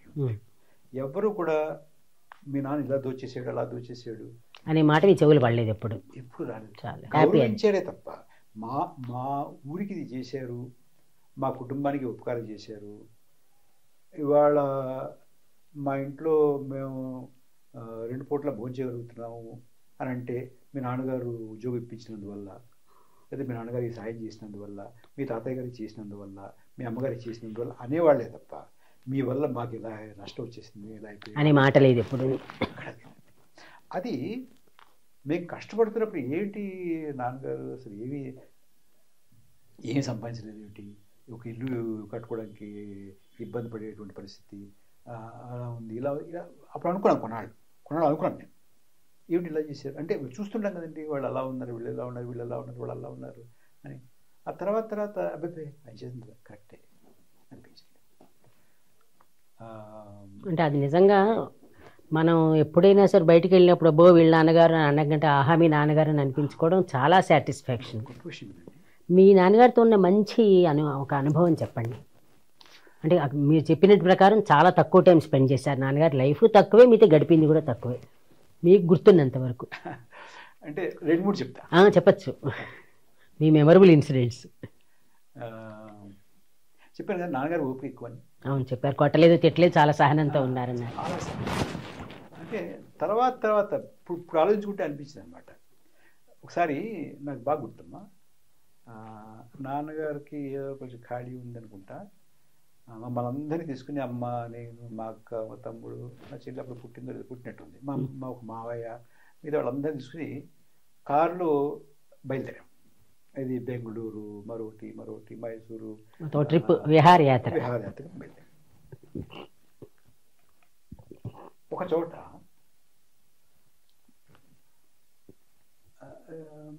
ఏదో షాప్లో కొనడానికి వెళ్ళాము, నాకు పలానాది కావాలని పేచి పెట్టాను. ఎంత వయసు అప్పుడు మీకు? 12 ఏళ్ళు ఉంటాయి. పేచి పెట్టే వయసు కావాలి పేచి పెట్టా. ఎందుకురా బాబు అంటున్నారు ఆయన. వినిపించుకోలేదు, కావాలంటే కావాల్సిందే ఇచ్చే వరకు మొత్తానికి కొన్నాడు. అది ఏదో పెట్టో ఏదో చిన్న సూట్ కేసు లాంటిది, బాక్స్ లాంటిది ఏదో అనుకున్నాను, కొన్నాను, అది వాడింది లేదేం లేదు. తర్వాత కానీ అనుకున్న సాధించుకోవాలి, కొని పెట్టాడు. ఆ తర్వాత కాస్త ఊహ తెలిసి పెద్దవాడిని అయిన తర్వాత, వ్యవహారం కాస్త తెలిసిన తర్వాత ఆలోచిస్తే అనిపించేది, నేను ఇంత పేచి పెట్టాల్సిన అవసరం ఎందుకు వచ్చి ఉంటుంది, ఎందుకని వద్దన్నారు అని. అప్పుడు అర్థం చేసుకోవడం మొదలుపెట్టానండి, డబ్బులు ఏమేమో. తర్వాత ఆ రోజుల్లో ఒకవేళ లేకపోతే మీకు ఫోన్ చేసి చూడు నాకు గవ పంపించు, జీపే చేయడానికి లేదు అప్పుడు. అవును, అసలు ఏం లేదు కదా అప్పుడు. అంత దూరం వెళ్ళేవారంటే పెట్రోల్కి, కారుకి, డ్రైవర్కి, భోజనాలకి, ఉండడానికి లాడ్జీలకి, దానికి దీనికి మొత్తం అంతా కూడా డబ్బులు చేతిలో పెట్టాడు. అవును, మొత్తం క్యాష్ క్యారీ చేయాల్సింది. ఆయన దగ్గర ఎంత ఉందో ఎంత లేదు, లేక వద్దంటున్నారా లేకపోతే అది ఎందుకు పనికిరాదు వద్దంటున్నారా తెలియదు మనకి, తెలియని వయసు కదండి. 3 వంతులు బహుశా ఎందుకు వృధా ఖర్చు అనుకున్నది ఏమిటో. కానీ వద్దన్నారు. నాకేమో మంకు పట్టు కూర్చొని నాకు కావాలన్నారు. కొన్నారు. మరి ఏం మానేసి కొన్నారో తెలియదు మనకి. తర్వాత పోయిందా మంకుపట్టు అనేది ఉందా ఇంకా? కొంతమంది ఉందంటారు. మీకెట్లా అనిపిస్తుంది? మీకుంది అనిపిస్తుందా? నాకు నేను అట్లా ఇట్లాంటివి కాదు, కానీ ఏదైనా ఒకటి అనుకున్నానంటే మాత్రం అవ్వాల్సిందే. ఓకే, అంటే బేసిక్ నేచర్. దానికి ఇక ఏమైనా సరే పట్టుదలగా ఉంటాను నేను. అది అది అది అది అలా ఉండిపోయింది. ఇంకా చెప్పండి వేరే సంఘటనలు కూడా. ఇది ఒకటండి బాగా గుర్తుండిపోయింది. వాళ్ళు ఇందాక చెప్పానుగా భాష గురించి, ఇది అది అలా కాదు ఇలా కాదు అని చెప్పడం, ఇదొకటి. తర్వాత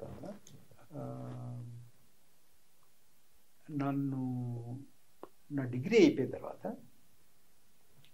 నాన్నగారికి అంటే ఆ రోజుల్లో ఐఏఎస్ ఆఫీసర్ అంటే కామన్ అయిపోయింది. అవును, టాప్ క్యాడర్ కింద లెక్కగా ఉండేది. ఆ తర్వాత ఆ రోజుల్లో ఐఏఎస్ అంటే వీళ్ళు నాన్నగారు రాజకీయాల్లో ఉండి మంత్రిగా చేసినప్పుడు ఇంకా ఐసిఎస్ వాళ్ళు కూడా సర్వీస్లో ఉన్నారు. ఓకే, ఐసిఎస్ అధికారంలో ఉన్నటువంటి వాళ్ళు అంటే మేము ఉంటాం వెళ్తాం వీళ్ళు పర్మనెంట్గా ఉంటారు ఏదో వాళ్ళ గురించి ఒక పెద్ద అభిప్రాయం ఉంది. అవును అవును. నాన్నగారికి నేను ఐఏఎస్ ఆఫీసర్ అయితే బాగుండు అనిపించేది. కానీ నువ్వు ఏమైనా సరే ఐఏఎస్ కోసం పరీక్షకొచ్చు అని అలా నువ్వు అయితే బాగుంటుంది అని అన్నారు. ఒకటి నేను ఢిల్లీ వెళ్ళాను చదువుకోవడానికి. నాన్నగారు అప్పుడు మంత్రిగా ఉండేవారు. అప్పుడప్పుడు వచ్చేవాడు, ఢిల్లీ వచ్చేవారు. ఢిల్లీ వచ్చినప్పుడు నేను వెళ్ళి ఆయన దగ్గర ఉండేవాడిని, ఉండేవాడిని. అప్పుడు ఆ రోజుల్లో నేను ఢిల్లీలో చదువుకుంటున్నటువంటి రోజుల్లో రావుస్ ఐఏఎస్ సర్కిల్ అంటే చాలా ఫేమస్ అండి. చాలా ఫేమస్. లాస్ట్ 10 years దాకా కూడా బాగా ఫేమస్. రావు గారు తెలుగువారు, అక్కడ పెట్టారు ఆయన. అక్కడ పెట్టారు. అవును. సరే ఈ తెలుగువారు కాబట్టి నాన్నగారు అటు వెళ్ళినప్పుడు రావు గారు వచ్చి నాన్నగారిని కలుస్తున్నారు. ఆయన ఏం చేశారు, ఊరుకోండిక మీ వాడిని పంపించండి ఐఏఎస్ చేస్తారన్నాడు. తయారు చేసి మనిషిని పంపించండి, నేను వాడిని ఐఏఎస్ చేసి పంపిస్తాను మీదకి అన్నాడు. వెళ్ళరా అన్నారు నాన్నగారు. నాకేమో ఇష్టం లేదు. నాకు ఎందుకు అసలు మొట్టమొదటి నుంచి అటువైపు చూడబుద్ధి కాలేదు. ఇష్టం లేదు అసలు. మీకు దేని మీద ఇంట్రెస్ట్ ఉండేది అసలు? నాకు జనరల్ స్టడీస్ అంతేనా? General studies, academics interest.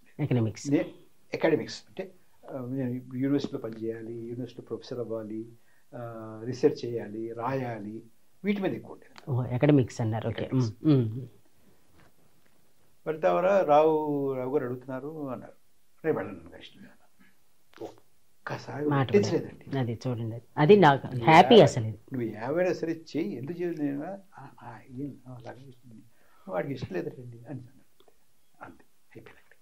ఇప్పుడు అంటే మంత్రిగా ఉన్నప్పుడు ఇంట్లో మామూలుగానే ఉండేవారా? కొంచెం నేను మంత్రిని అన్నట్టయినా దర్పం చూపించేవారు? ఏం లేదు, హాయిగా నాన్న అంటే నాన్న ఇంటికి వస్తే అంతే. నాన్నగారు అంతా కూడా నాన్నగారు అనేవాళ్ళు. అదేలేండి, అది నాన్నగారు మా అలవాటు ప్రకారం అంటున్నారు.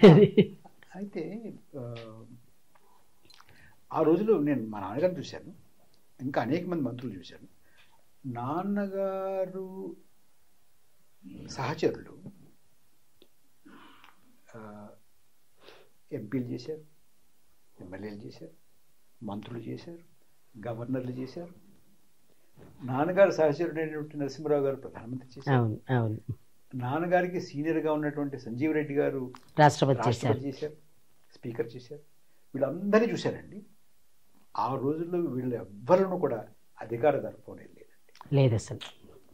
అంటే మాకైతే పివి నరసింహారావు గారు మేము ప్రత్యక్షంగా తెలుసుకున్నాం అనుకోండి, మిగిలినవన్నీ మాకు చిన్నప్పుడు ఎప్పుడైనా నరసింహరావు గారిని చూస్తే నేను ప్రధానమంత్రిని లేదు అసలు. అసలు ఇది బోర విరుచుకుని ఉండడం ఎప్పుడు చూశారండి? ఎప్పుడు మామూలుగా పంచేకండువా, ఏ ఎక్స్ప్రెషన్ లేని మొహం అంతే. వాళ్ళు చూస్తున్నాం కదా అసలు. ఏమిటి నేను భగవంతుని పంపించినటువంటి వాడిని అన్నట్టుగా మాట్లాడుతున్నారు కదా మామూలు చిన్న చిన్న సర్పంచుల దగ్గర నుంచి. అవునండి, అవును. అలాంటిది వీళ్ళు సంజీవ్ రెడ్డి గారి దగ్గర నేను చాలా దగ్గరగా, అంటే ఇక్కడ ముఖ్యమంత్రిగా ఉన్నప్పుడు నాన్నగారు మొట్టమొదటిసారి ఎమ్మెల్యే అయినప్పుడు సంజీవ్ రెడ్డి గారు ముఖ్యమంత్రి. ఓకే. అప్పుడు చూశాను నేను. తర్వాత సంజీవ్ రెడ్డి గారు రాష్ట్రపతిగా ఉన్నప్పుడు నాన్నగారు ఇక్కడ కాంగ్రెస్ ప్రభుత్వంలో మంత్రిగా ఉన్నారు. ఆయనేమో జనతా పార్టీ రాష్ట్రపతి. అవును. నాన్నగారు ఢిల్లీ మంత్రిగా ఉండి ఏదో అధికార కార్యక్రమం మీద వచ్చినప్పుడు సంజీవ్ రెడ్డి గారు కదా అని చెప్పి పాత్ర వెళ్ళాము. నన్ను కూడా తీసుకెళ్ళారు. ఎంత చక్కగా మాట్లాడుతున్నారు. అది కావాలండి అసలు. అది ఎంత చక్కగా అవతారం. మా నాన్నగారు అవతారం అండి. అవునవును. అవతారం తేలిగ్గా ఉంటుంది అండం. ఎట్లా ఉన్నావు అప్ప. ఆయన రాయలసీమ వాళ్ళ అప్ప అంటారు ఎక్కువ రాయలసీమ. ఎట్లా ఉన్నావు అప్ప అవతారం. ఏమప్ప అంటూ ఉంటారు. నన్ను బాగా దగ్గర కూర్చోబెట్టుకున్నారు, మాట్లాడారు. రాష్ట్రపతి భవన్ వస్తుండవయ్యా, మీ నాన్న వస్తాడు, నువ్వు వస్తుండే ఇక్కడ ఉంటావు, ఊళ్ళో ఉండి ఇక్కడే చదువుకుంటున్నావు కదా, వస్తుండే అన్న. నేను వెళ్ళాలని కూడా చెప్తున్నాను. అదే వాళ్ళ ప్రవర్తన. ఆప్యాయత ఎక్కడ అధికార దర్పం. నేను రాష్ట్రపతినను, నేను ప్రధానమంత్రినను, నేను మంత్రినను, నేను ఎమ్మెల్యేనను ఎక్కడ కనపడేది కదండి. నాన్నగారు కూడా అలాగే ఉండేవారండి. అది ఆ తరం అంటున్నారు మీరు చాలా మంది అలా ఉన్నారని. చాలా సాదా సీదాగా. లేకపోతే నన్ను మూడోసారి అంత ప్రామినెంట్గా రాజకీయాల్లో ఉండి ఒక నాయకత్వం వహిస్తున్నటువంటి వ్యక్తి మా నర్సాపురం బస్ స్టాండ్లో నుంచి మీ ఇద్దరు కలిసి బస్సు అది అసలు ఆశ్చర్యం కదండి. లోయలా కాలేజ్ తీసుకొచ్చి నన్ను చేర్పించడం, మళ్ళీ రిక్షాలో వెళ్ళడం, బస్సు ఎక్కడం సాధ్యం అవుతుందా? Out of question. అది మీరు అన్నట్టుగా చిన్న సర్పంచే బెంజ్ గారు తీస్తారు. మీకు నాన్నగారు ఇచ్చిన బహుమతులు ఏమైనా గుర్తున్నాయి? ఎక్కడి నుంచి అయినా వెళ్ళినప్పుడు, ఏదో విదేశాలు వెళ్ళినప్పుడు అలాగా? బహుమతి గుర్తుందండి, గుర్తున్నాయి. ఒక రిగ్రెట్ కూడా ఉంది. ఓకే, రిగ్రెట్ కూడా ఏమిటంటే నాన్నగారికి కళాలంటే బాగా ఇష్టం, పెన్నులంటే బాగా ఇష్టం. నాకు కూడా ఇష్టం. నేను కూడా చాలా పెన్నులు కొన్నాను, సేకరించారు, బాగా ఉంటాను, సేకరిస్తూ ఉంటాను. నా దగ్గర చాలా నాన్నగారి పెన్నులు కూడా నా దగ్గర కొన్ని ఉన్నాయి. దాచారు ఇప్పటిదాకా? నాన్నగారి ఉన్నాయి. నాన్నగారివి పెన్నులు ఉన్నాయి. ఆయన అసెంబ్లీ పాస్ ఉంది నా దగ్గర. ఆయన జైలు సర్టిఫికెట్ ఉంది నా దగ్గర. ఓకే, స్వాతంత్ర సమరం అప్పుడు. ఆయన తామ్రపత్రం ఉంది నా దగ్గర. నేను ఏది పోగొట్టనండి, ఉంటాయి. అన్ని దాచారు. అన్నీ ఉన్నాయి నా దగ్గర, అన్నీ ఉన్నాయి. ఆయన ఆయన ఆయన తండ్రి గారు వాళ్ళ అన్నగారికి రాసిన ఉత్తరాలు ఉన్నాయి నా దగ్గర. అంటే మీ తాతగారు పెద్ద తాతగారికి రాసిన ఉత్తరాలు? అబ్బో, 1934లో రాసిన ఉత్తరాలు. తర్వాత మా మా నాన్నగారికి రాజకీయ గురువు అయినటువంటి అల్లూరి సత్యనారాయణరాజు గారు ఆయన నాన్నగారికి రాసిన ఉత్తరాలు నాకు ఉన్నాయి. కార్డులే అన్ని, అప్పుడు పోస్ట్ కార్డులే కదా. పోస్ట్ మా తాతగారు రాసినవి పోస్ట్ కార్డు 34. ఇవి 50లో రాసినటువంటి ఇన్లాండ్ లెటర్, ఇంగ్లాండ్స్. ఓకే. తర్వాత మా నాన్నగారు మా ఊర్లో ఉన్నటువంటి, మా నియోజకవర్గంలో ఉన్నటువంటి ఒక నాయకుడికి రాసినటువంటి ఉత్తరం, దాని ప్రతి ఉంది నా దగ్గర. మీకు చెప్తాను అంటే ఆ ఉత్తరంలో ఉన్నటువంటి మాట చెప్తే మీరు ఆశ్చర్యపోతారు. ఆ ఉత్తరం నాన్నగారు ఏం రాశారంటే, అప్పుడు బహుశా ఈ 73, 72, 73 ఆ ప్రాంతంలో ఈ ఆంధ్ర ఎడ్యుకేషన్లో తరివేసి ఇక్కడికి వచ్చేటప్పుడు ఉన్నారన్నమాట. మా అమ్మ వాళ్ళని అక్కడ ఉండిపోయారు నసాపురంలో బిక్కుబిక్కుపట్టు ఉన్నారు. వాళ్ళకి ఇంట్లో వాళ్ళకి ఈయన సీతారామయ్య గారని ఈయన ఆర్థిక సాయం చేశారు. ఓకే. 200, 300, 500 అంత ఇచ్చారనమాట. మా నాన్నగారు ఉత్తరం రాశారు, ఏమని, మీరు 2 దఫాలుగా కాళికాంబకి ఎంత ఇచ్చినట్టు తెలిసింది. ఓకే. అనేక చిక్కుకుపోయాను. ఇంకొక 1000 రూపాయలు 2-3 దఫాలుగా అందజేయవలసింది, నేను నెమ్మదిగా తీర్చేస్తాను అని ఉత్తరం ఉంది. అంటే సింప్లిసిటీ. అంటే ఒక మరొక కార్యకర్త దగ్గర లేకపోతే మరొక నాయకుడి దగ్గర 200, 300 చేయబద్దులు కూడా తీసుకునేటటువంటి పరిస్థితి. మూడోసారి ఎమ్మెల్యే అయినటువంటి వాడు. అది కూడా చూడండి, మరి మూడోసారి కంటే అప్పటికి అసలు మీరు కోట్లాదికి అధిపతులు అవ్వాలి. అప్పుడే ఇచ్చిన బహుమతి అన్నారు కదా. నేను ఢిల్లీ వెళ్ళినప్పుడు అండి, నేను చదువుకోవడానికి వెళ్ళాను కదా, మొట్టమొదటిసారి 78లో వెళ్ళాను. నేను 78లో పోస్ట్ గ్రాడ్యుయేషన్ చేయడానికి నేను ఢిల్లీ వెళ్ళినప్పుడు నాన్నగారు నాకు ఒక లెదర్ బ్యాగ్, ఒక పార్కర్ పెన్ ఇచ్చారండి. ఓకే. అప్పుడు ఆ పార్కర్ పెన్ కూడా చాలా విశిష్టమైనటువంటిది. అది మంచి డిజైన్ అండి పార్కర్ పెన్ను, లెదర్ బ్యాగ్. అప్పుడు నాకు దాని విలువ తెలియండి. ఏదో అల్లరి చిల్లరగా పెన్ను అది ఇది వాడేసాను, బ్యాగ్ కూడా పారేసాను, పెన్ను కూడా పోయింది. అయ్యో. అంచేత అది నేను రిగ్రెట్ చేశాను, మీకు అది రిగ్రెట్ అండి. అంచేత నేను ఆ తర్వాత దాని విలువ నేను గుర్తించి తెలుసుకుని పశ్చాత్తాపడి పనిగట్టుకుని అలాంటి మోడల్ కోసం వెతికి వెతికి వెతికి కొన్నారు వెతికి ఆ పార్కర్ కొన్నానండి. కానీ మీరు ఇన్ని దాచారు నాన్నగారికి సంబంధించింది, అదొకటి మీరంత అప్పుడు దాని విలువ తెలియలా మీకు అది. అప్పుడు తెలియదు. తర్వాత 80లో నాన్నగారు నాకు ఒక చిన్న పోర్టబుల్ టైప్ రైటర్ ఒకటి కొనిపెట్టారు. కంపెనీ అది పేరు గుర్తుందా? కంపెనీ ఒలివెట్టి దగ్గర ఉంది, అది ఇంకా ఉంది మీ దగ్గర. దాచాను. ఒలివెట్టి అది ఆ రోజుల్లో స్మగుల్డ్. ఓకే. మరి స్మగుల్డ్ కూడా కొనడం అంటే స్మగుల్డ్ అంటే ఇంపోర్ట్ లాగా. ఇంపోర్ట్. ఓకే. నేపాల్ నుంచి వచ్చేవాడు. అది నేపాల్ నుంచి ఢిల్లీకు అక్కడిక్కడికి వచ్చేది అమ్మేవాళ్ళు. మా నాన్నగారు ఏం చేశారంటే అక్కడ ఢిల్లీలో ఉన్నటువంటి ఆయన స్నేహితుడు ఎంపీగా ఉండేవారు, ఆయనకు పురమాయించి ఆయన చేత ఆయనకి డబ్బులు ఇచ్చి ఆయన్ని కొనమని నాకు ఉత్తరం రాస్తే నేను ఆయన క్వార్టర్స్కి వెళ్ళారండి, ఆ ఎంపీ గారి క్వార్టర్స్. ఓకే. ఆయన నాన్నగారు కొనమని ఇచ్చారయ్యా, నీకు పంపించారు, ఇగో తీసుకోండి. ఆ టైప్ రైటర్ నాన్నగారు ఇచ్చిందండి, దాచుకుంటున్నారు. దాచుకుంది. ఓకే. ఓకే. తర్వాత నాకు ఆ టైప్ రైటర్ వచ్చిన తర్వాత 80లో వచ్చిందండి. 80 నుంచి నేను టర్మ్ పేపర్ రాసిన, తర్వాత ఎంఫిల్ డిసర్టేషన్ రాసిన, తర్వాత ప్యాంప్లెట్స్ రాసిన, ఏదైనా ఆర్టికల్ రాసి మ్యాగజైన్స్లో వేసిన, నేను ఆ తర్వాత చేతితో రాయలేదండి, టైప్ రైటర్ మీద. ఇంకా టైప్ రైటర్ మీద రాశాను. ఆ తర్వాత లండన్ వెళ్ళాను, లండన్లో కంప్యూటర్. ఓకే. ఇది పక్కకి వెళ్ళి ల్యాప్టాప్, అంతే. Type writer. కానీ అది దాచుకున్నారు అలా మెమరీ. అది కార్బన్ పేపర్ పెట్టడం, అవును, 2 పేపర్లు పెట్టడం, దాన్ని తిప్పుకోవడం, మళ్ళీ రిబ్బన్ కూడా పెట్టాలి కదా. అవును, అది తీయడం, దాన్ని కొట్టడం. తర్వాత ఒక చిన్న ఒక వైట్ ఇంక్ ఉండేది, కాస్త ఉన్న తప్పు పడితే దాన్ని వైట్నర్ దాన్ని నలిపేసి దాని మీద బట్టి కొట్టడం, ఇవన్నీ ఉండేవి అనమాట. అది నాన్నగారు ఇచ్చినటువంటి బాగా అమితమైనగా ఇష్టమైనటువంటి ఆయన ఇచ్చినటువంటి బహుమానం. ఒకటేమో పోగొట్టింది. అది రిగ్రెట్ అన్నారు కాబట్టి ఇది మెమరీ. అది ఎన్ని అడిగినా చాలా విషయాలు వస్తూనే ఉంటాయి అనుకోండి మీ నాన్నగారి గురించి. ఫైనల్గా మీరు మీ నాన్నగారి గురించి నాన్నగారు అనే దానికి ఒక మీ డెఫినేషన్ ఇవ్వండి. ఎందుకంటే తండ్రి గురించి ఎంత మాట్లాడినా, నేను ఎంత అడిగినా చెప్తూనే ఉంటా, మీరు చెప్పగలుగుతూనే ఉంటారు. అనుభవాలు అలాంటివి. అంటే ఆయన నన్ను బాగా ప్రభావితం చేశారండి. నా ఆలోచన ధోరణి కానీ, అంటే ఎలా ఉండాలి అనడంలో నాకు ఒక గీట్రా ఏమిటంటే, నాన్నగారు ఇలా ఉండేవారు కదా, నాన్నగారు ఈ పరిస్థితిలో ఇలా కదా ఉంటారు, ఇలా ఉండేవారు కదా, నాన్నగారు అయితే ఇలా చేసేవారు కదా అనేది నాకు ఎక్కడో వెనకాల అంతరాత్మ ప్రబోధం అంటారు. అవునండి, అలా నడిపిస్తూ ఉంటుంది. ఒక చిన్న వాయిస్ కింద వస్తుందండి. అంటే నేను నా ప్రజా జీవితంలో కానీ, లేదంటే ఏదైనా విషయం మీద మాట్లాడాల్సి వచ్చినప్పుడు కానీ జంకకుండా,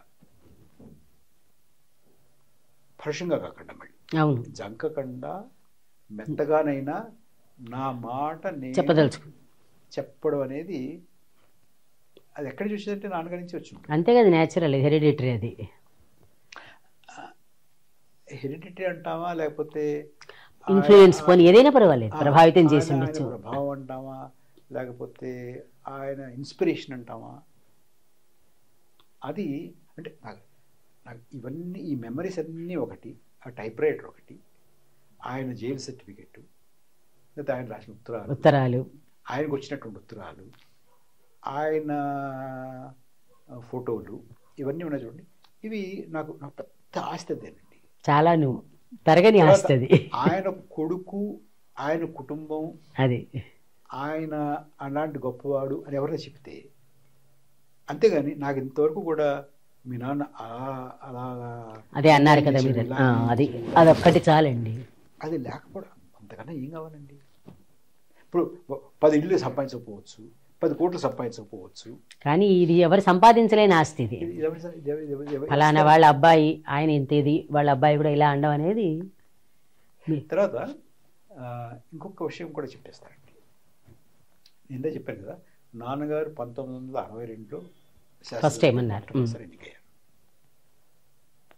ఎన్నికైన తర్వాత నేను నాన్నగారి శతవార్షికోత్సవం జరుగుతుంది కదా, మొదలైంది కదా, సెంటినరీ ఇయర్. దానికోసం నేను ఏమనుకున్నానంటే, నేను మా ఊళ్ళో విగ్రహాలు పోయినప్పుడు పెడతాను వద్దన్నాను నేను. ఎందుకంటే విగ్రహం పెట్టిన దగ్గర నుంచి ఏదో కాకిలు లెట్టేయడం తప్ప దానివల్ల ఉపయోగం ఉండదు, వద్దన్నాను. దాంతో అది కాకుండా ఆయన గుర్తుండేలాగా ఏం చేస్తే బాగుంటుంది, అక్కడ ఏదో అక్కడ ఒక కల్చరల్ సెంటర్ అవి ఉన్నాయి, ఆయన పేరు కూడా ఒక బిల్డింగ్ పెట్టారు. అదలా ఉంచి ఆయన రాష్ట్ర శాసనసభలో ఆయన మాట్లాడినటువంటి మాటలు, ఆయన ప్రసంగాలు అవన్నీ కూడా పుస్తకం వేద్దామని సంకల్పించాను. ఇది బెస్ట్ అండి మీరు అన్నట్టుగా. అది వేస్తానండి, చాలా మంచి ఆలోచన. నేను అసెంబ్లీ రికార్డ్స్ అన్నీ 62 నుంచి చూడటం మొదలుపెట్టానండి. నాకు బాగా ఆశ్చర్యం కలిగించింది ఏమిటంటే, 62లో శాసనసభ ఎన్నికలు అయ్యాయి, శాసనసభ ఏర్పడింది, శాసనసభ్యులంతా వచ్చారు, ముందు ప్రమాణ స్వీకారం జరుగుతుంది. అవును, అసెంబ్లీలో అవును, 2 రోజులు అది అవుతుంది. 3వ రోజు అసలు ప్రొసీడింగ్స్ మొదలవుతాయి. నాన్నగారు మొట్టమొదటిసారి ఎన్నికయ్యారండి. ఆయనకి అప్పుడు 37 ఏళ్ళు, అంటే 62లో, ఆయన 25లో పుట్టారు. అవును. మొట్టమొదటి రోజు మొట్టమొదటిసారిగా ఎన్నికైనటువంటి ఆయన మాట్లాడారండి. ఫస్ట్ అది చాలా రికార్డ్, అది మీకు రికార్డ్, అది రికార్డులో అదే మీరు చూశారంటున్నారు కదా. అది సంజయ్ రెడ్డి గారు ముఖ్యమంత్రి అప్పుడు. గవర్నర్ ప్రసంగానికి ధన్యవాదాలు చెప్పేటువంటి తీర్మానం మీద నాన్నగారు మాట్లాడారండి. చాలా, మీరు అసలు మీ డెసిషన్ చాలా బాగుంది. అక్కడి నుంచి ఆయన పోయే వరకు ఆయన ఇచ్చినటువంటి ప్రసంగాలు, మంత్రిగా ఉన్నప్పుడు ఆయన చేసినటువంటి ప్రకటనలు, తర్వాత ప్రశ్నలకు సమాధానాలు, చర్చలు, గోష్ఠులు, మరి రకరకాలవన్నీ అన్నీ తీసి ఒక పుస్తకం వేద్దాం అనేసి. బాగుంది, మంచి ఆలోచన అండి.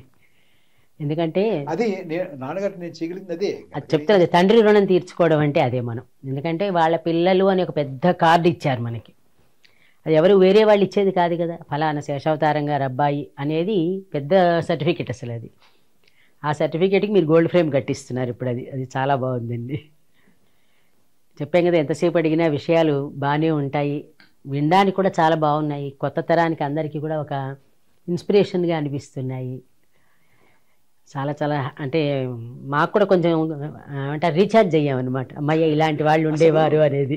ఇలాంటి విషయం మీద మాట్లాడాలి అనుకోవడం ఈ రోజుల్లో ఎవరు చేయట్లేదు. మాట్లాడే మేము ఉంటాము, కానీ మేము కెమెరా పెట్టి రికార్డ్ చేస్తాము, ఇది మళ్ళీ అందరికీ తెలియజేస్తాం అనేటువంటి ఎవరున్నా. ఇవన్నీ ఎవరన్నా కాస్త మసాలా ఉన్నామంటే చెప్పండి అంటారు. అదొకటే బాధ. దేవుడి దయ వల్ల మేము మా దాంట్లో మసాలాలు పెట్టకుండా ఒక పద్ధతిగా. కానీ ఇలా ఇలా ఇలా చేయడం మంచిదమ్మా. ఇది దీన్ని కొన్ని లక్షల మంది చూడకపోవచ్చు, చూడలేదు, మనకి తెలిసిందే కదా. అది అది అవసరం లేదండి. ఎవరు చూస్తారో ఆసక్తిగా చూస్తారు. ఇలా కూడా ఉండేటువంటి వారు, రాజకీయాల్లో ఉన్నటువంటి వారు, రాజకీయ నాయకులు, మంత్రులు చేసినటువంటి వారు, 2, 3, 4 సార్లు శాసనసభ్యులుగా ఎన్నికైనటువంటి వాళ్ళు, 3 సార్లు 4 సార్లు మంత్రిగా పనిచేసినటువంటి వాళ్ళు, ముఖ్యమంత్రులు, ప్రధానమంత్రులు, రాష్ట్రపతులు తెలిసినటువంటి వారు, వారితోటి కలిసిమెలిసి తిరిగినటువంటి వాళ్ళు కూడా ఇంత సింపుల్గా సాధారణంగా ఉండేటటువంటి వాళ్ళు కూడా ఉన్నారు. అసెంబ్లీకి బస్ ఎక్కి వెళ్ళేవాళ్ళు, వచ్చేవాళ్ళు, నియోజకవర్గం నుంచి హైదరాబాదు సమావేశాలు జరిగేటప్పుడు బస్సులో వచ్చేవాళ్ళు, ఎమ్మెల్యే సీట్లో కూర్చుని వచ్చేవాళ్ళు. అదే అంటున్నారు కదా, అది మీరు చాలా బాగున్నాయి వినడానికి. అసలు ఇలాంటివి ఇది నిజమా, జరిగిందా, జరుగుతుందా అనేటువంటి ఆశ్చర్యపోయేవాళ్ళు. అవునవును, మీరు ప్రత్యక్ష నిదర్శనం చెప్తున్నారు కదా. మళ్ళీ మీరు చెప్పినట్టుగా మళ్ళీ అసెంబ్లీలో ఇలాంటి వాళ్ళని చూడాలని కొంచెం అత్యాశ మాకు కూడాను. ఆశ కాదు కానీ అత్యాశ. చాలా సంతోషం. ఇది ఈరోజు పరకాల శేషావతారం గారి అబ్బాయి పరకాల ప్రభాకర్ గారు వాళ్ళ తండ్రి గారి సెంటినరీ సందర్భంగా తండ్రి గారికి సంబంధించిన విషయాల్ని మనతో పంచుకున్నారు. మీకు చాలా చాలా ధన్యవాదాలండి. నమస్కారం.